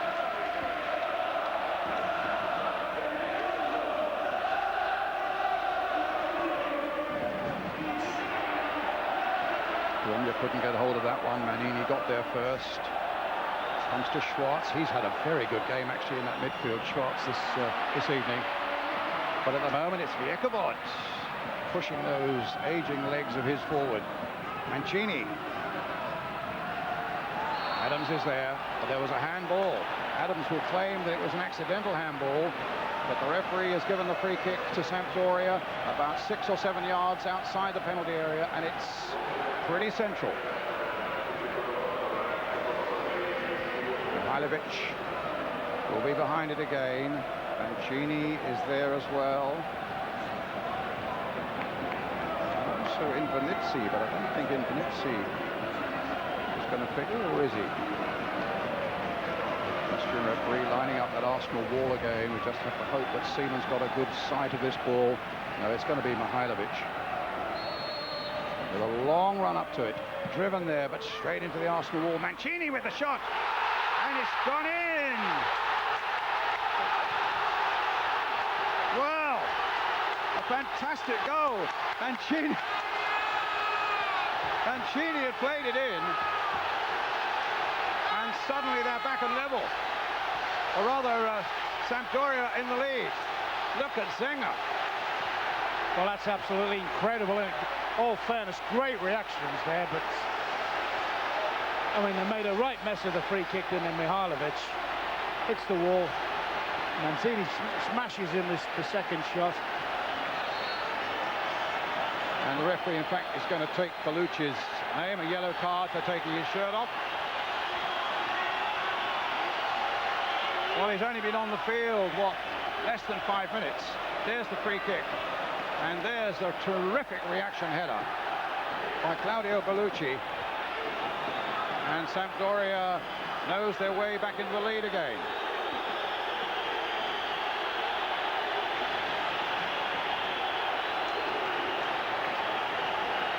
What do you make of that one? Cruel. And Arsenal may have a case about the free kick, but I mean, at any level now, free kicks are given for all sorts of innocuous things. The irony of it all to me was, A, he'd messed the free kick up in the first place, Mihailovic. 8 minutes only to go, and Bellucci, the 19-year-old, within 5 minutes of coming on the field, has scored a goal that might well now put Sampdoria into the final. I mean, the irony of it all was he just saved one, the previous free kick, Lee Dixon, trying to get back on the line. He may inadvertently have actually played Bellucci onside on that one. And here come Arsenal again now. Dixon playing it in, flicked on by Kiwomya. Adams is up there and has stayed up there. Hartson playing it in again. It won't come through as far as Merson though. Mancini. Hartson again. Oh no, they're in trouble now. Now the break is on.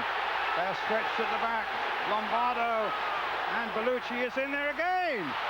It's unbelievable. He's done it again. I've got a hunch he might have been offside, Brian. I think he might have run a little bit early for Lombardo's pass there, you know.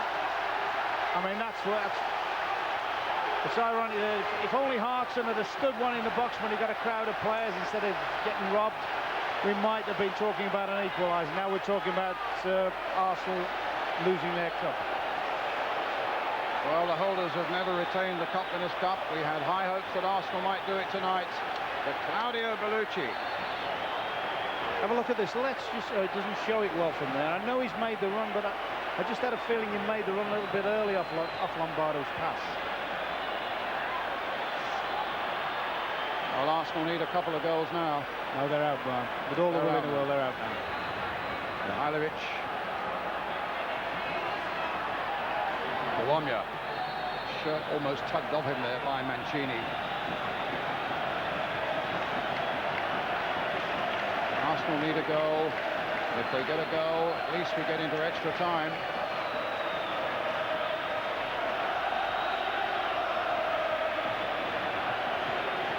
Dixon. The bowl. Will he play it in? No, they bang it away again. Not as far as Winterburn. Schwartz.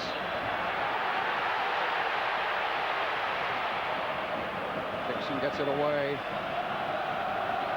Here's Lombardo, plenty of space. And the flag is up for an offside as Jurgovic, his sights trained on David Seaman's goal. So you've got Adams playing centre forward now, you've got Ball playing centre forward, you've got everybody up the field now. It's inevitable that whenever Sampdoria win the ball back, they're going to be able to counter-attack almost at their own leisure, if you like. And the other semi-finalists now, Chelsea 1, Zaragoza 1. It's looking very much like the Sampdoria-Zaragoza final. A yellow card for Steve Bold, I think, there. And a free kick for Arsenal. Remember, a goal now brings it back to 3-2 and would then take this match into extra time.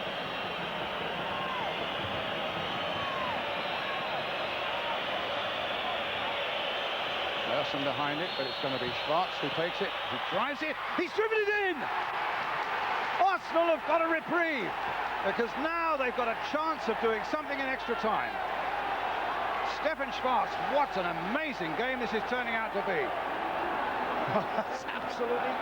That's absolutely incredible. I mean, that wasn't the best shot he's ever hit in his life, and now we're seeing another free kick result in a goal. I mean, Zenga's really should have walked across and picked that one up, but who cares? 87 minutes, 3 minutes left. And it looks now as though we might be heading towards extra time. I must say, at the start of this game, I was thinking, well, the only score that will take us into extra time is another 3-2, but you're living in a fantasy land if you think a game played in Italy is going to finish 3-2. You're also thinking 10 minutes ago, or whatever it was when it was 1 each, that there's no way Arsenal were going to get beat. Then I must admit, within a minute, I've actually said, well, they're out. Now you never know again, do we? Never know. Sadly for Arsenal, Ian Wright is off, but Kiwomya is on.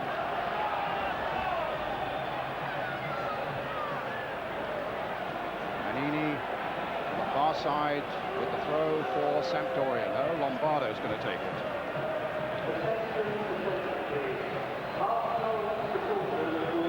Lombardo hitting it forward. Up goes Adams.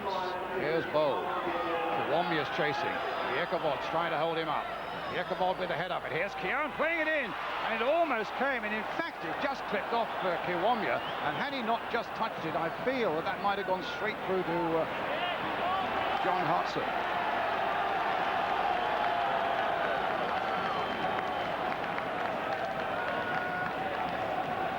Of course, if it stays at 3-2 with 1 minute of normal time left, we go to extra time. If it stays that way at the end of extra time, it's a penalty shootout, so don't stray from your set now for a little while, please.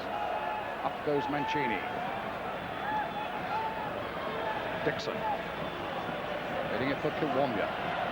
Showing a yard or two there to Serena. And gets the better of Serena. Possibly something here for Arsenal. No, it needed a better ball played in for Hartson, but here's McGoldrick.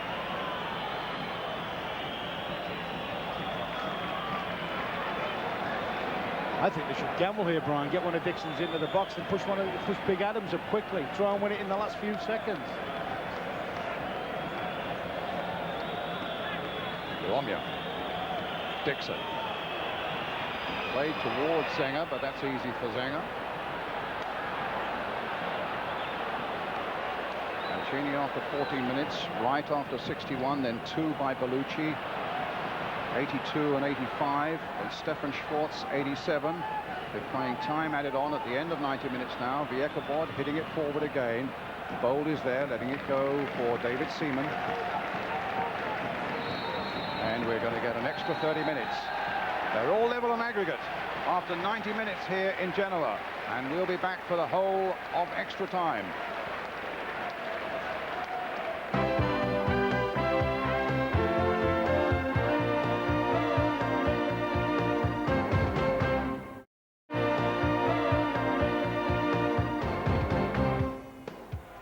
Welcome back to a quite amazing semi-final in Genoa tonight. 3-2 on the night to Sampdoria, 5-all on aggregate. Bellucci's 2 goals look to have swung it the Italians' way, but a goal from Arsenal, Stefan Schwartz, 3 minutes from time, means 30 minutes extra time and penalties as well. They're just about to kick off there in Genoa, so we should get straight back to Ron Atkinson and Brian Moore.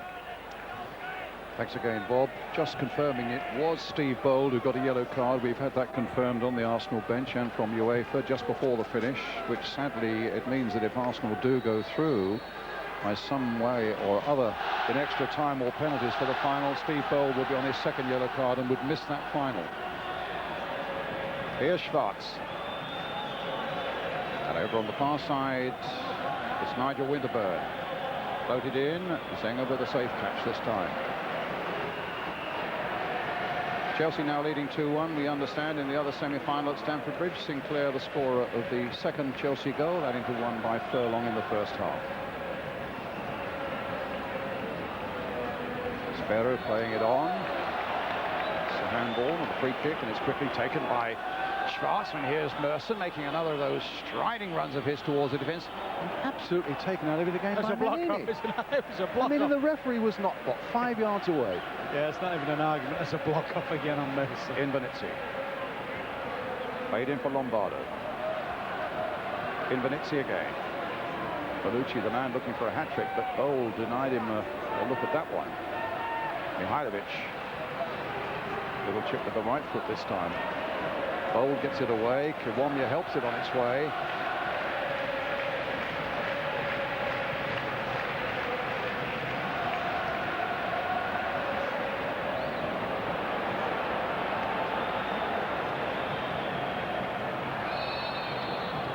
Free kick to Sampdoria. Mancini.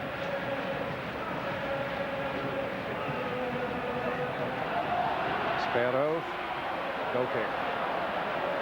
And Stuart Houston during that break, so Gary Newborn has told me from the touchline, was saying to his players, you get 1 goal, they've then got to get 2. The away goal at Arsenal would then have 3 away goals here.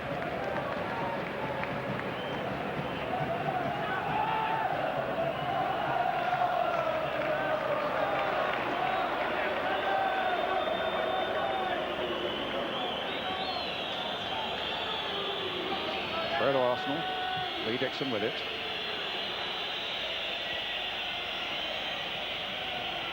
Viekovod gets it clear. Up to Bellucci. Thought it was going to be and might still be a glory night for him. Lombardo chasing this one. But Seaman there. That was it right at the edge of his box.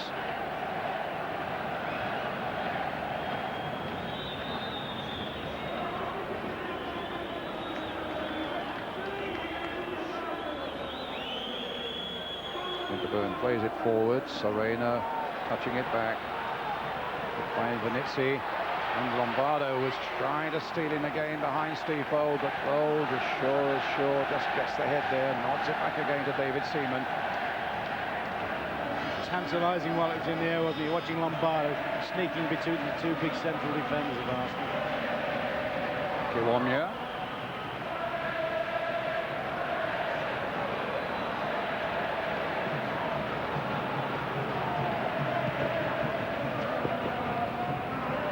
To be fair, you wouldn't know. Well, let's look at Adams now. And Bellucci causing all sorts of troubles there. The referee has waved play on. Bellucci's down. Seaman just throws the ball out of play so that Bellucci can get some treatment. I think you had a first-class example then of a ball between a defence and a central defender and a goalkeeper. I actually thought David Seaman should have taken more command of that situation. I mean, he's all right. At the end of the day, he's always going to be fair. And I don't think you'll find that boy's hurt anything like he's lying down there. No. But I thought David could have cleaned it out a lot earlier. The arrival of the stretcher would help make a marvellous recovery for him. They're better than doctors, those, aren't they? So you wouldn't really know where to put your money now, would you? No, but I mean that's a big swing, isn't it? That away goal now counting extra. I mean, for argument's sake, now that would be a better gamble than going to penalties to try and nick one in extra time. Took away for the goal kick to Arsenal. Seaman having thrown the ball into touch so that Bellucci could get his treatment.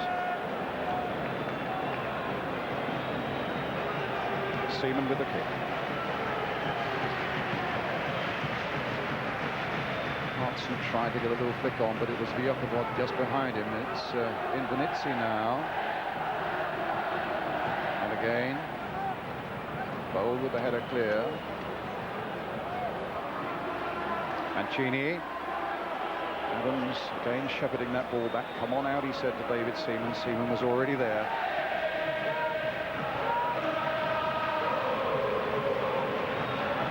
This is going to be real edge of the seat stuff now for the next half hour. Kiwomya playing the ball to McGoldrick. He was a little bit back on his heels.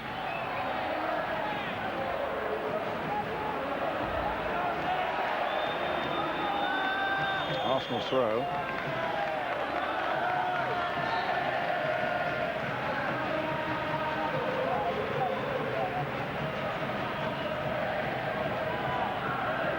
Serena gets it clear, going without great conviction. Merson will go up and win that in the air. Manini then gets that one away for Sampdoria. Adams.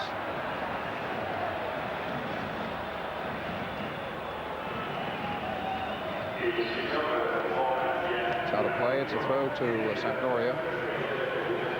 Won the Italian Cup 4 times in the last 10 years.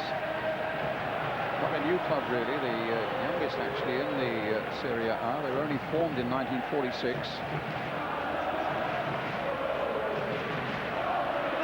I'm rightly saying, never have they played an English side in Europe before this. Well, they and their fans will remember this night, all right. 3-2 to Sampdoria. Level 5-5 on aggregates. Here we are in the first period of extra time. Lombardo and a free kick conceded there by Bold. The referee's exaggerated that a little bit. He's got his elbow across him. I think Lombardo's looking to go down. I thought he'd had strip balls with the start he had on him. But we've seen goals. The last 2 goals have come from free kicks, and Mihailovic is behind this again. Takes a fast bowler's run up for this one. Mihailovic over the top. There's been a good British connection actually between countries and Sampdoria. A few players have played here. Trevor Francis played here. David Platt at the moment, of course. Graham Souness played here. Liam Brady played here, didn't he? And Des Walker, of course, more recently played here. You were telling me you thought Eddie Fermani way back. I thought Eddie Fermani played here, and I think Jerry Hitchens certainly played here. I'm sure Eddie Fermani might have played it. Kiwomya couldn't quite turn away on that one. That'd be before your time, Brian, though, wouldn't it? But not yours.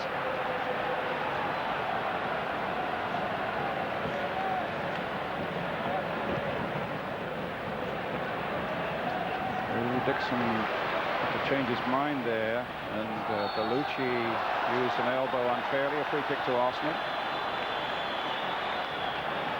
It's hell of a confidence booster for Bellucci to come on, and I think Dixon's lucky to get a free kick. I think there's a lot of fatigue in that to come on and score 2 goals, but he has looked quite bright and lively, hasn't he?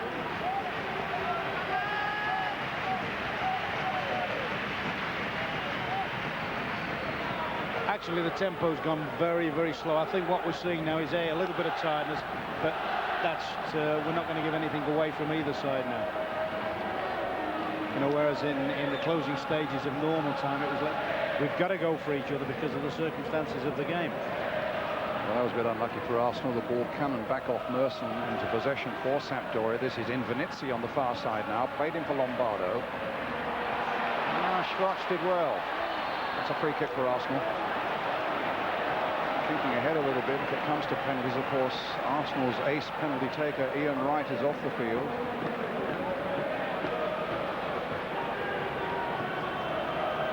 Just looking around them, they've got a few that look untried as penalty kickers. Obviously, Dixon at one time used to be the regular spot kicker. Adams up forward towards Kiwomya. They've got the Epipod backpedaling. The header gives Arsenal the throw. You would expect Schwartz to take on, wouldn't you, if it comes to that? Yes, without a doubt. Junction. Anyway, Brian, there's a long way to go before that.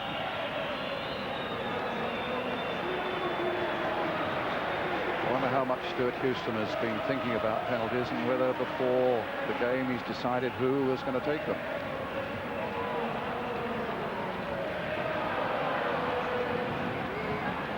Adams.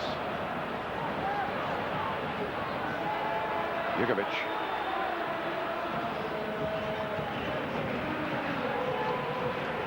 Panini. Lombardo's off again.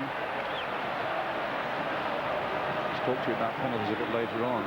Inter Milan, Villa Inter Milan. That was penalties, wasn't it? Very much so. I mean, had you decided before the game who was to take penalties? You've got a fair idea of the bulk of your penalty kickers, but I mean, in that game, we'd let Dean Sanders our spot kicker, and he'd gone off. Here's Dixon. The Ecobod cut that out well. Mihailovic. Hit long towards Lombardo, has got virtually a lone roll up there at the moment for Sampdoria. Easy for Arsenal as Dixon plays it forward again. Kiwomya nicely onside. Serena coming across to concede the throw. And that's the sort of ball that Arsenal ought to be looking for a lot. Just dropping it in behind the fullbacks and making the ball die and letting Hartson and Kiwomya get on with tracking it in. McGoldrick with the throw. Kiwomya. McGoldrick. Just get the ball in the middle. No, he's turned away again. Keown will get it in the middle. Not a bad cross either, but it's just eluded Hartson. Falls for Zenga. He's now released Mancini. Again, Lombardo the only one up, although Bellucci is now getting up quickly to join him. Here's Manini. The blue shirt's beginning to move forward now. Invernizzi on the far side. There's the cross by him towards Bellucci.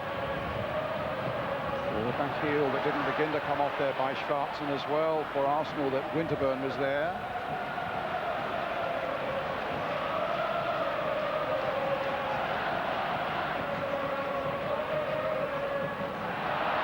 Keown. Merson.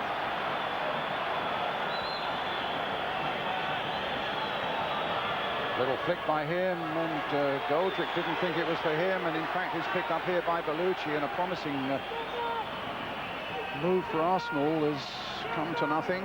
Here's Bellucci. Mancini. Jugovic. That's a good shot. Just wide of Seaman's goal. Come on, Arsenal have got to start doing more. I was just about to say this is the worst period in the whole game they've had. Merson and McGoldrick having words there as well. McGoldrick didn't get anywhere near Merson's ball, and Merson was very unhappy about that, and that's where it all started. It was a good yard wide of Seaman's goal. Here he is with the goal kick. I think Arsenal have dropped their tempo a little bit, and that'll suit Sampdoria, because the more time and space they get to play, the better they'll produce. Bold gets it back, holds off Lombardo.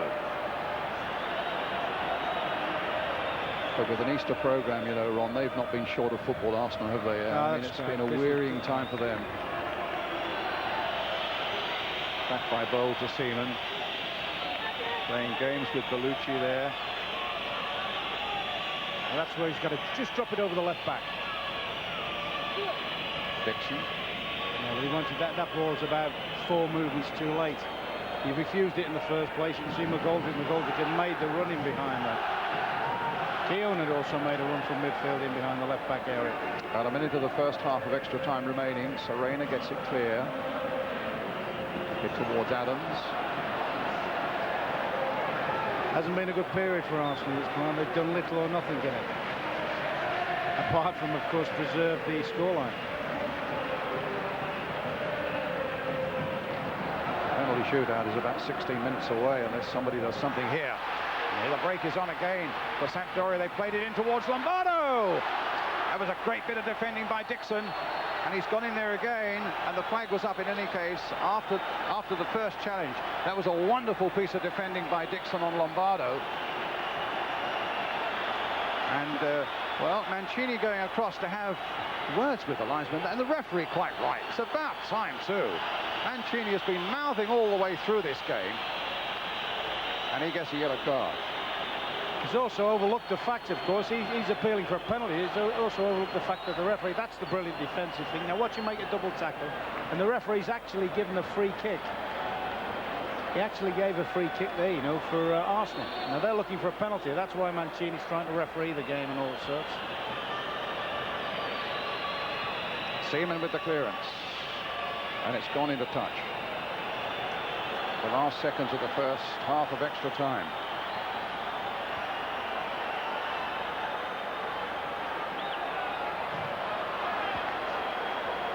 Gerd.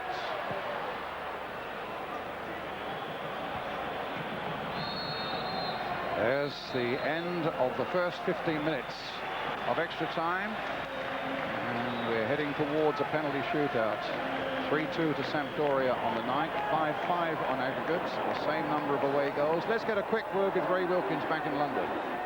Hi, Brian. What do you think of it, Ray? Hi, Brian. I thought first and foremost Arsenal were very unfortunate to go 2-1 down. I couldn't really see whether that was a deliberate handball from Tony Adams. But the spirit they've shown has been quite fantastic, and I think that Lee Dixon epitomised that just a couple of minutes ago with two fantastic tackles, which have actually kept the Arsenal in the tie and going to the second half of extra time with every chance of going through.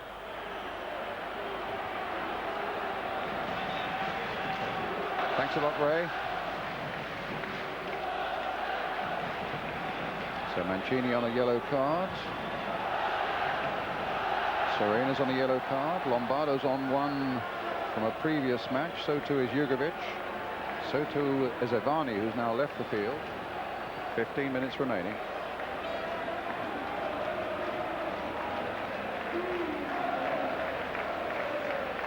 Blackburn Rovers have beaten Crystal Palace by 2-1. That puts them, what, 8 points clear at the top of the Premiership. And here, I don't know whether you can see it there in the centre circle, Mancini having a very heated discussion there with the Austrian referee. Bit of kidology going on there. Oh, very much so. Arsenal will have to again be aware of everything they concede in and around that penalty area.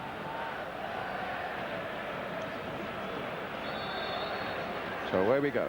15 minutes of this European Cup Winners' Cup semi-final remaining. If it stays this way, we get one of those dramatic penalty shootouts for the right to go into the final in Paris next month. Lombardo chasing Winterburn and gets the ball.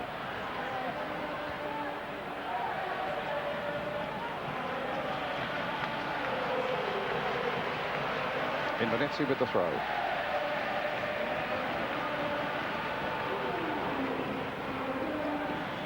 Mancini. That's why he's so annoying with all his demonstrating with referees and all that, because such a talent, isn't he? He's possibly the best player on the field. Here's Dixon. Knocked forward for Kiwomya to chase it, but Jakobod taking no chances at all. Good ball from Dixon. They've dropped it in the right area. That's where Kiwomya wants it. He wants to be able to run onto things.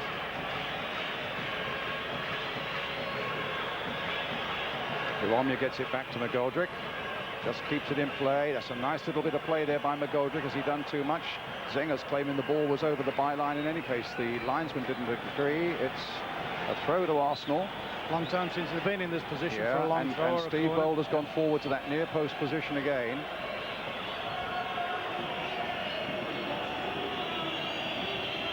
That's where Bold looks for the flick on, but it wasn't quite the right purchase.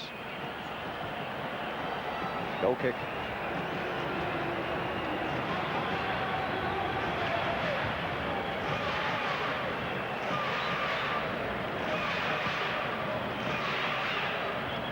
McGoldrick's header. Goes Kiwomya. For once he's got the better of Vjokovic.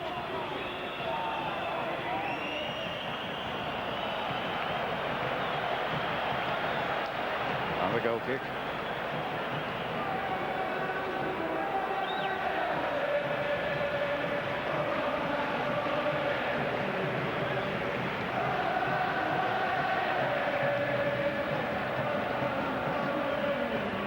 There's Adams. Kiwomya. Not a lot of support for him. Hartson's ploughing a furrow through the middle. Another goal kick. It's not the easiest thing when you're isolated up front. You've got to go it along, but I think you should be trying to work harder to get to the dead ball line and maybe get little deflections off defenders and get corners. The legs everywhere are desperately tired now, aren't they? Yeah, and the brains as well. That's why a penalty shootout, it's such a lottery for in every respect at the end of extra time. Zinger with the kick. Sorry, Ron, I interrupted. I was just going to say, if you know, virtually give the chance to get the big guns up from the back. Here's Mancini being shadowed by Schwarz, but he still tries to play the ball inside Winterburn for Invernizzi, but Invernizzi had strayed offside.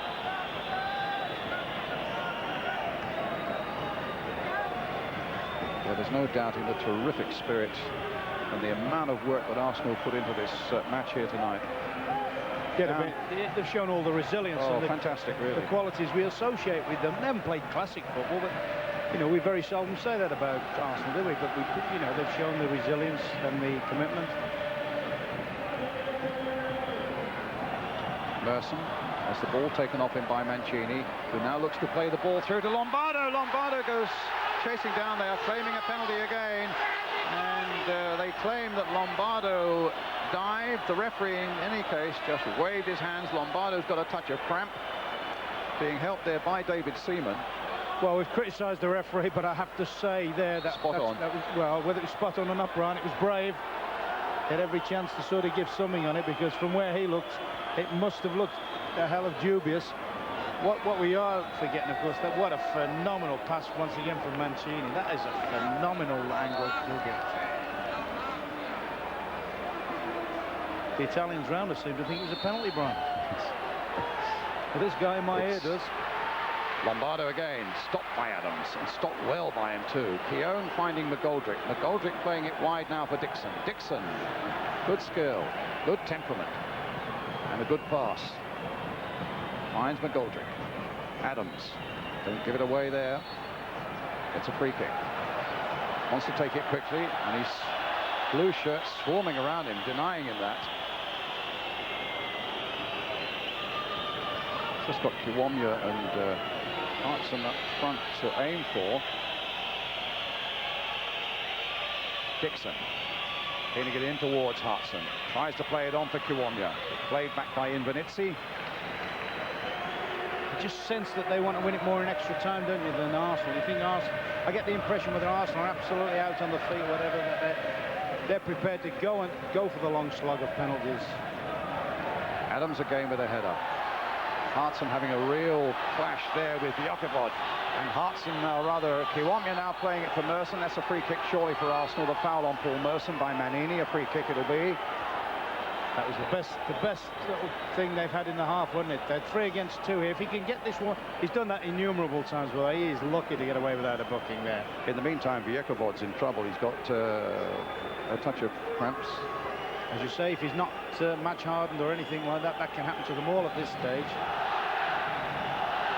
Now they've got a chance, Arsenal, to put one of their little ploys into action. Put it in the danger area and let the big fellas get on the end of it.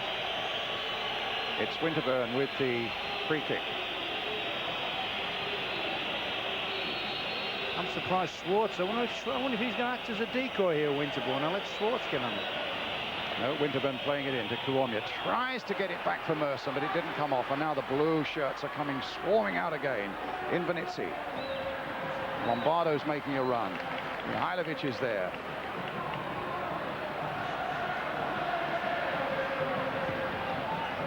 Kiwomya right back in the left back position. My goodness, he did well there. Go down that line, says Schwarz, but he plays it short to Merson.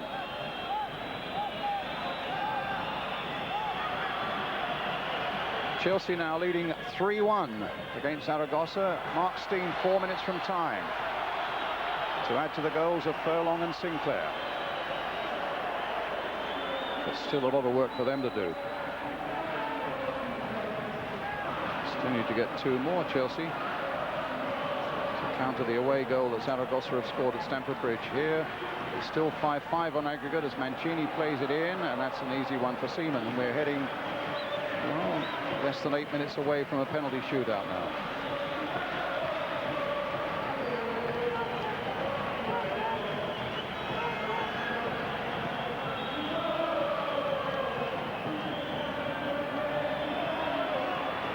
Manini got the header in, helped by Mihailovic.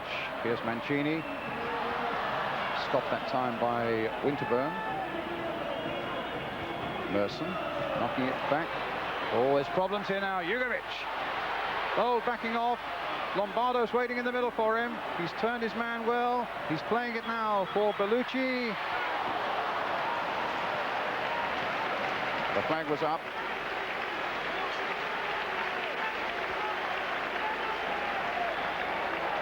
I mean, he sidesteps Tony Adams here neatly, and I thought at that moment I thought he's going to get a full blast for his hat trick there. Can't quite see where the no, it's a goal kick. He hasn't given anything. Up goes Hartson. Manini.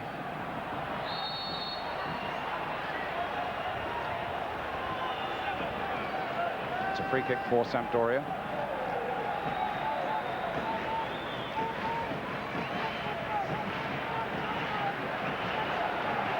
Maspero. Mancini. Over comes for Bellucci. And now Mihailovic. Good left foot of his. Mancini's in there. Thought he was going to get one then.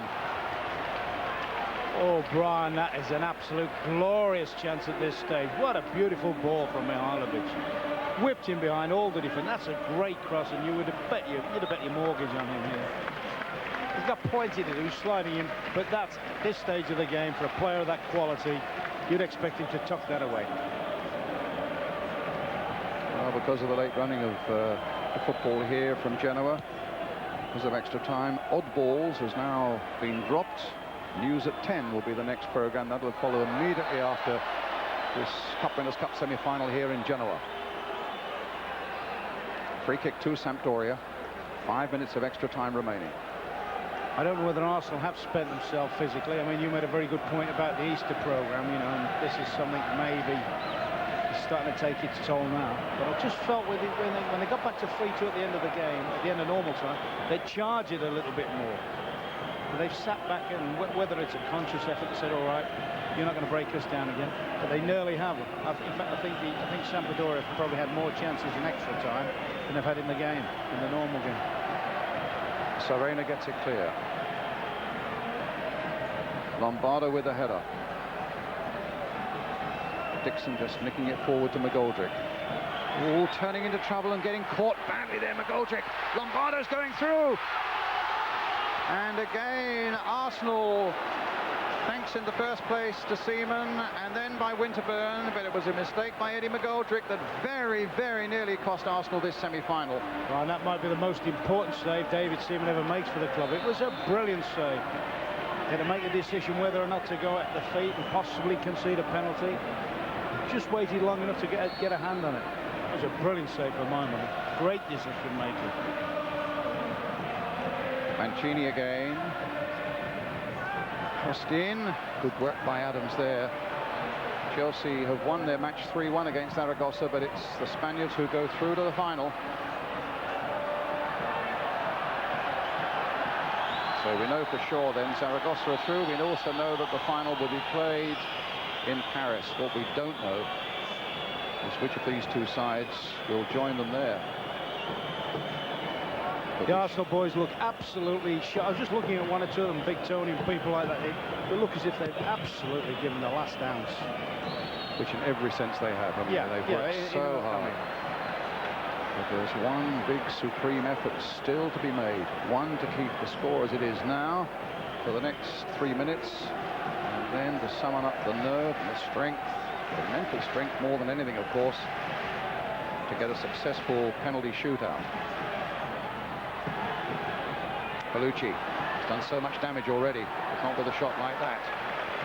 It's any consolation to them. What they do know, Brian, is the last time we were here for a penalty shootout on this ground, an Arsenal player won the game. You tried to catch me on that, didn't you, David O'Leary? The Republic of Ireland against Romania in the '90 World Cup.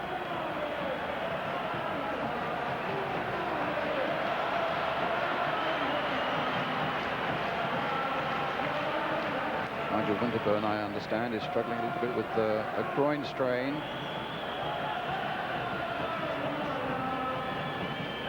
Ierkabod there first. Here comes Dixon.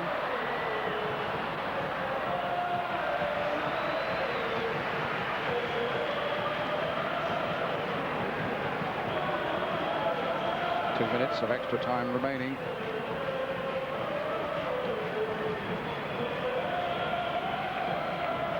Lombardo with powerful header finds Bellucci, but Jugovic can't get on the end of that one. Just keeps coming back at them now, doesn't it? I mean, the quality of the sort of balls from defence isn't good at the moment, but there's little or nothing left up front. And Venezia with a header. Mancini playing it in. Knocked away again by Tony Adams. Maspero, the number 9. Plays it in once more to Bellucci. Taken out by Schwarz. The Italians are up on their feet, feeling that should have been a free kick. Hartson plays it, but Keown can't pick it up. And Jugovic showing a terrific bit of pace there. Mancini as well, and it's Dixon who gets it clear. Hartson who nods it on. In Venezia once more. Maspero. Here he is again, Maspero. Dixon once again. Arsenal defending here very, very deep here, but defending with great fortitude. And now an offside and a free kick for Arsenal. That was actually happened about 5 minutes ago. The referee was waved on play for that once. Well, it's a free kick for Arsenal. But it's welcome respite for Arsenal. It is. We're in the last minute of extra time now, Ron. Yeah. I must admit, at normal time, the end of normal time, I hope they would go for the game and try and win the extra time. They've really done well to survive. They haven't looked capable of winning. No, they've done well. They'll do well to survive and go into the penalty shootout. Ierkabod protecting the ball as he goes back to Zenger. Little throw out by him to Mihailovic. Sampdoria coming forward again. Arsenal trying to hold them up once more. Mancini playing it short in gain for Invernizzi. Now Maspero. Mihailovic down that left-hand side. Arsenal will want to hold out now. And hold out for the hope of something of the penalty shootout. Bold gets that one away for them.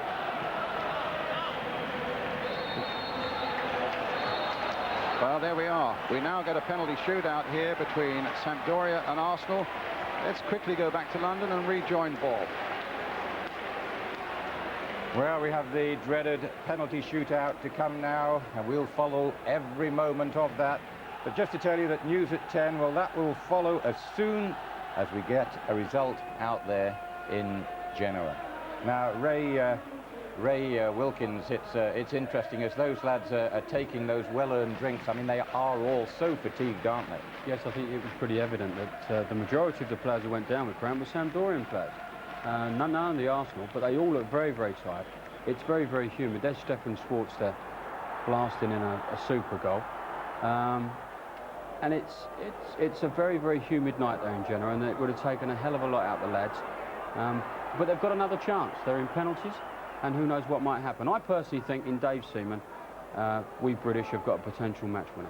Okay, now let's just have a look at tonight's results, and some important ones there are as well. Chelsea 3, Real Zaragoza 1, goals from Furlong, Sinclair and Steen. But as you can see, it's the Spanish side who go through to the final 4-3 on aggregate. An important one at the top of the Premiership, Blackburn 2, Crystal Palace 1. Blackburn extending their lead over United to 8 points now. Palace in deep trouble, and the champions in Scotland, Rangers, well, they've won 1-0 at Rugby Park, Kilmarnock. Now, I think one thing that occurs to me at the moment, Ray, really, one of the things that occurs to me is that we've got Walter Zenga in one goal. Now, he made a dramatic save which took them through against Porto, against Bobby Robson's side, didn't it? And then we've got David Seaman, who made a great save on Monday against Aston Villa. Two guys who, really, I can't say they enjoy penalties, but they're good penalty savers. Quite. I think if we look back to the Schwartz goal, I thought Zenga might have stopped that. That's actually going his side. I think Zenga is past his best, whereas I think Dave Seaman is at his best. And I think that just might be the turning point. There is also a point, of course, that Ian Wright's gone off, and Ian Wright is Arsenal's main penalty taker. Yeah, that's very true. And I, at 1-1, I was hoping Ian Wright wasn't going to go off when I saw the substitution go up, because I thought he was working very hard. He was an inspiration behind Arsenal, and I was hoping he would stay on. And if it comes to a situation like this, Ian Wright's a winner, and I think he would have been a vital commodity. My mind's flying all over the place to look for hope for Arsenal here. I think back to a World Cup. Didn't Italy and the Italians go out on a penalty shootout in 1990 in front of their own fans? Yeah, they certainly did, but they do also show a lot of courage at certain times. Well, I'm looking for anything here. I think you're clutching at straws, Bob, to be perfectly honest. But I'm going to put it down to Dave Seaman. I think the Arsenal lads will do their bit, and I sincerely hope Dave can pull off a couple of saves. Yes, well, it's interesting that, I mean, Lombardo is one of about 3 players, Ray, Sampdoria players, who have gone down with cramp, haven't they, in the extra time stage? It was pretty evident that the majority of the Sampdorian side were moving about very, very well indeed. When it got close to the full time of extra time, there's a couple of them went down with cramp. Does that signify that they don't actually want to take a penalty? Or does it mean that they have genuinely got cramp? It's difficult to know how the individual's feeling. There's a lot of nerves creeping now, and it's going to be very tough. That man we saw there in black, Walter Zenga, one of the great characters, goalkeeping characters of the world. He'll do whatever he can to delay or put off the Arsenal lads as well. But we're just about set here for this semi-final shootout. There's a little bit of argument there. I don't know what Lee Dixon and Tony Adams are discussing with the referee. But let's go back to the stadium there and to Brian Moore. Thank you again, Bob. Everybody looking with hope towards David Seaman. Ian Wright came onto the field while you were back in London there for a moment, put his arms around him, and goodness knows what he was saying, but you've got a pretty fair idea. Hey, it's down to you as much as anybody now, big man. And Seaman, this bluff, unruffled Yorkshireman, if anybody can pull Arsenal through, it'll be this fella. He's been an absolute hero throughout their campaign, just as he was, and there are 2 goalkeepers you see there. Good camaraderie between Zenga and between Seaman. But these are going to be nerve-twisting moments. Dixon, McGoldrick, Hartson, Adams and Merson, we understand, is the Arsenal order. Well, Lee Dixon, of course, who was a regular Arsenal penalty taker for quite a few seasons, then he missed a couple or so and said, I don't fancy it anymore. Ian Wright took that up with alacrity, and he never seems to miss. But sadly, Wright is off the field now, and it looks as though it's Zenga who's going into goal, and it's going to be Arsenal who take the first one.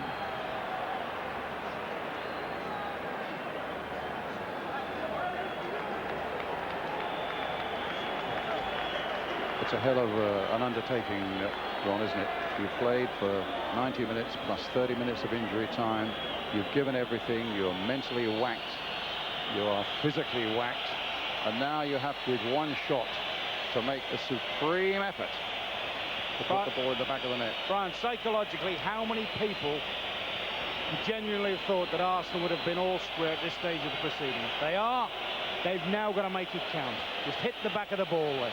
Well, here's Lee Dixon with the first penalty, and that's as good as they come.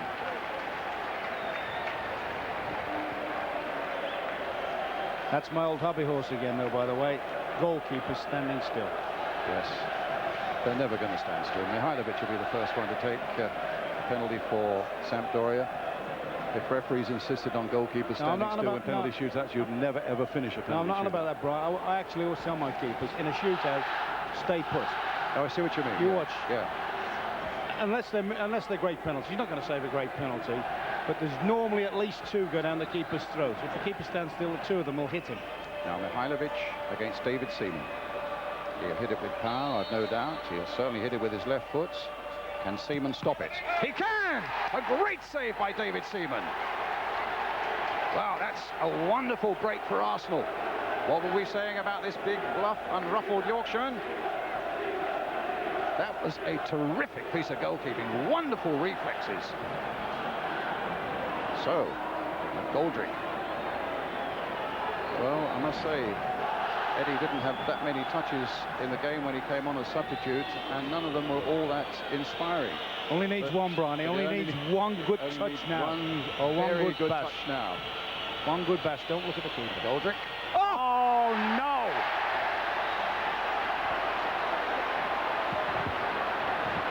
Oh, a massive blow. You have to look towards David Seaman again, and it's Jugovic who's coming forward to take the penalty. The next one got well under that. Oh my goodness, his head goes back and he knows. I sympathise with him, but that is a pathetic penalty really at this stage. You've got to hit that target at this stage. Tense moments there on the Arsenal bench for Stuart Houston and George Armstrong. I guess there'll be some. Gary Lewin, I noticed the physios looking the other way. So Jugovic against Seaman. Can Seaman do it again? He can! Another brilliant save. Well, is there no end to what David Seaman can do in goal when it comes to penalty taking? Or penalty saving? Surely they're not going to waste that now. Surely they're not going to waste that boy's efforts now. Well, Arsenal still leading by 1-0 after both sides have taken 2 penalties. Remember, they'd go to 5, and if it's still level after that, it's then a sudden death penalty, a sudden death penalty. Full marks to Seaman, but you have to say you would have expected a higher standard of penalty from players of this quality, wouldn't you? So Zenger in the firing line. John Hartson, the man who's got a great chance to give Arsenal some breathing space now, and succeeds in doing so. So Arsenal now leading by 2-0 on the penalty shootout, as Ricardo Maspero is the next man forward to face the formidable David Seaman.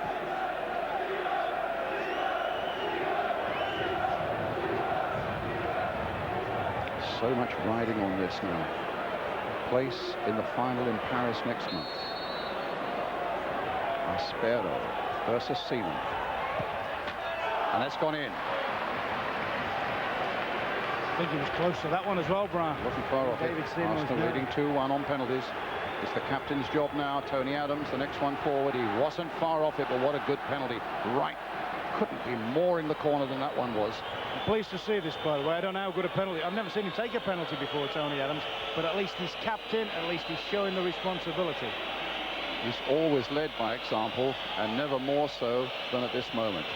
Tony Adams against Walter Zenger. Important kick, this one.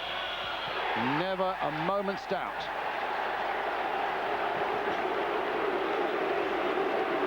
So it's 3-1 now. Tell you what, Zenger nearly finished up past Adams on that one. And now Manini. Still no sign of Mancini coming forward. No, I mean, that's a disappointment.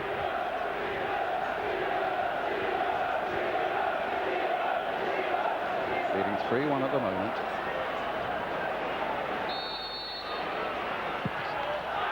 No troubles there.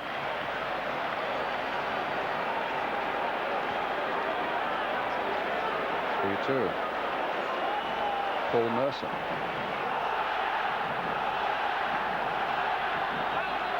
Well, we know the sort of season that Paul has had. And he's put a lot of bad things behind him. A lot of people will be with him now. Hands up all those who would now like to be in his shoes. Merson with the kick. Saved by Zenger. So Arsenal's lead is a slender one at 3-2. And Lombardo comes forward, and we look for David Seaman now to keep Arsenal's lead.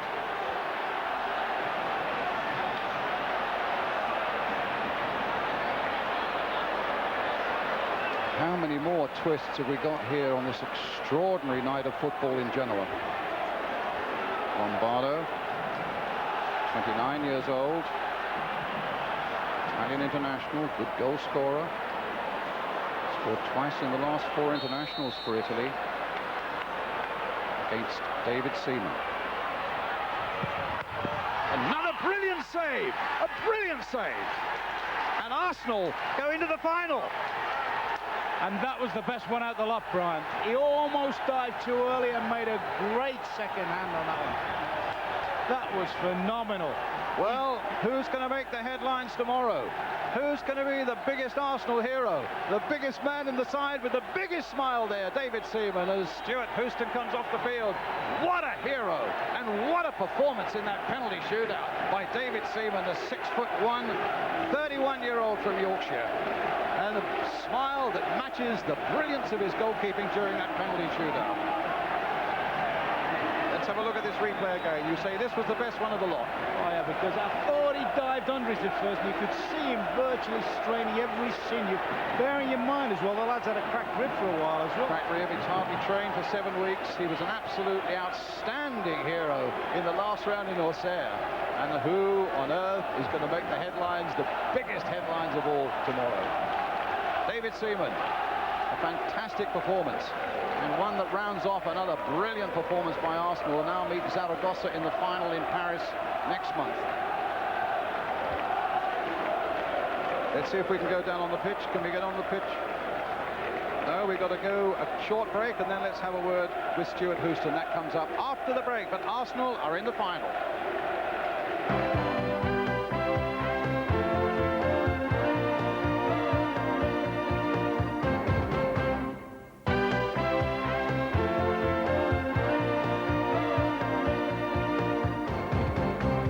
Quite amazing night in Genoa. Arsenal are through after a penalty shootout. Let's hear from the goalkeeping hero, David Seaman, and first acting manager, Stuart Houston. Stuart, what a fantastic match, what a performance, and what a hero in David Seaman. Well, here he is. I know I can talk to him in a minute, but he'll have all the glory. But there was a lot of players out there tonight. Everybody on that pitch tonight thoroughly deserved the win. Absolutely. Schwartz got you back in. I mean, it looked as if you were out. Well, I was quite comfortable at 1-1 at one time. I thought the game was... We had a 3-1 scoreline tonight, yeah, I mean. That's right. But, no, I think full marks to the lads. But we've shown tonight what we're all about here. You have tremendous courage and tremendous goalkeeping. David, what saves? I know. Well, I had to, because I let 3 in normal time, so I had to save some penalties. I mean, what's it like being a goalkeeper in that situation? Everything depended on you. Yeah, but it's 50-50, isn't it? I'd rather be saving him than taking him, I'll tell you that much. When you were standing up there, what were you trying to get the Italian player to do? No, it's just a routine that I've got that I've always stuck with. But I'm not going to tell you. Okay, we'll save it for the final. Arsenal in the final. Well done, lads. Tremendous. David and Stuart talking to Gary Newbon there. I mean, wonderful performance from David Seaman in the end there. Absolutely, but I don't know why you're asking me, Bob. You're his goalkeeping coach. What did you think of his performance? Well, funnily enough, he mentioned there, you know, I have a theory about having a 6-yard goal rather than an 8-yard goal, and he said he doesn't fancy that at all. What he does do, he reads the run-up. I mean, just look at this last one, for example. He must have read the run-up here. It was absolutely fantastic how he got his left hand. To actually get his right hand up there and keep the ball out. It's a weak hand going up, but he still keeps the ball out. It's a wonderful save. Yeah, I mean, considering as well, I mean, he's still suffering from this cracked rib problem as well. I mean, I've always said it's the presence that David Seaman has. It's a presence that's very similar to Pat Jennings. I think that's the thing with all great goalkeepers. They do have a presence in that goal. And it's a presence with the back four and the side as well. And I think they ooze that little bit more confidence when Dave's in the goal. We can look forward to a final. Arsenal are back there, the holders, just very briefly. They're playing Real Zaragoza. And I think they thoroughly deserve to be there as well. That was an exceptional, gritty performance they put in tonight. Yeah, and you think they could possibly hold on to it? No question. First to do it, they would be. That'd be very pleasant. Ray, thanks very much. Now then, let me just remind you that you can see that Cup Winners' Cup final. Arsenal versus Real Zaragoza. It's live on ITV from Paris on May the 10th. Don't miss it.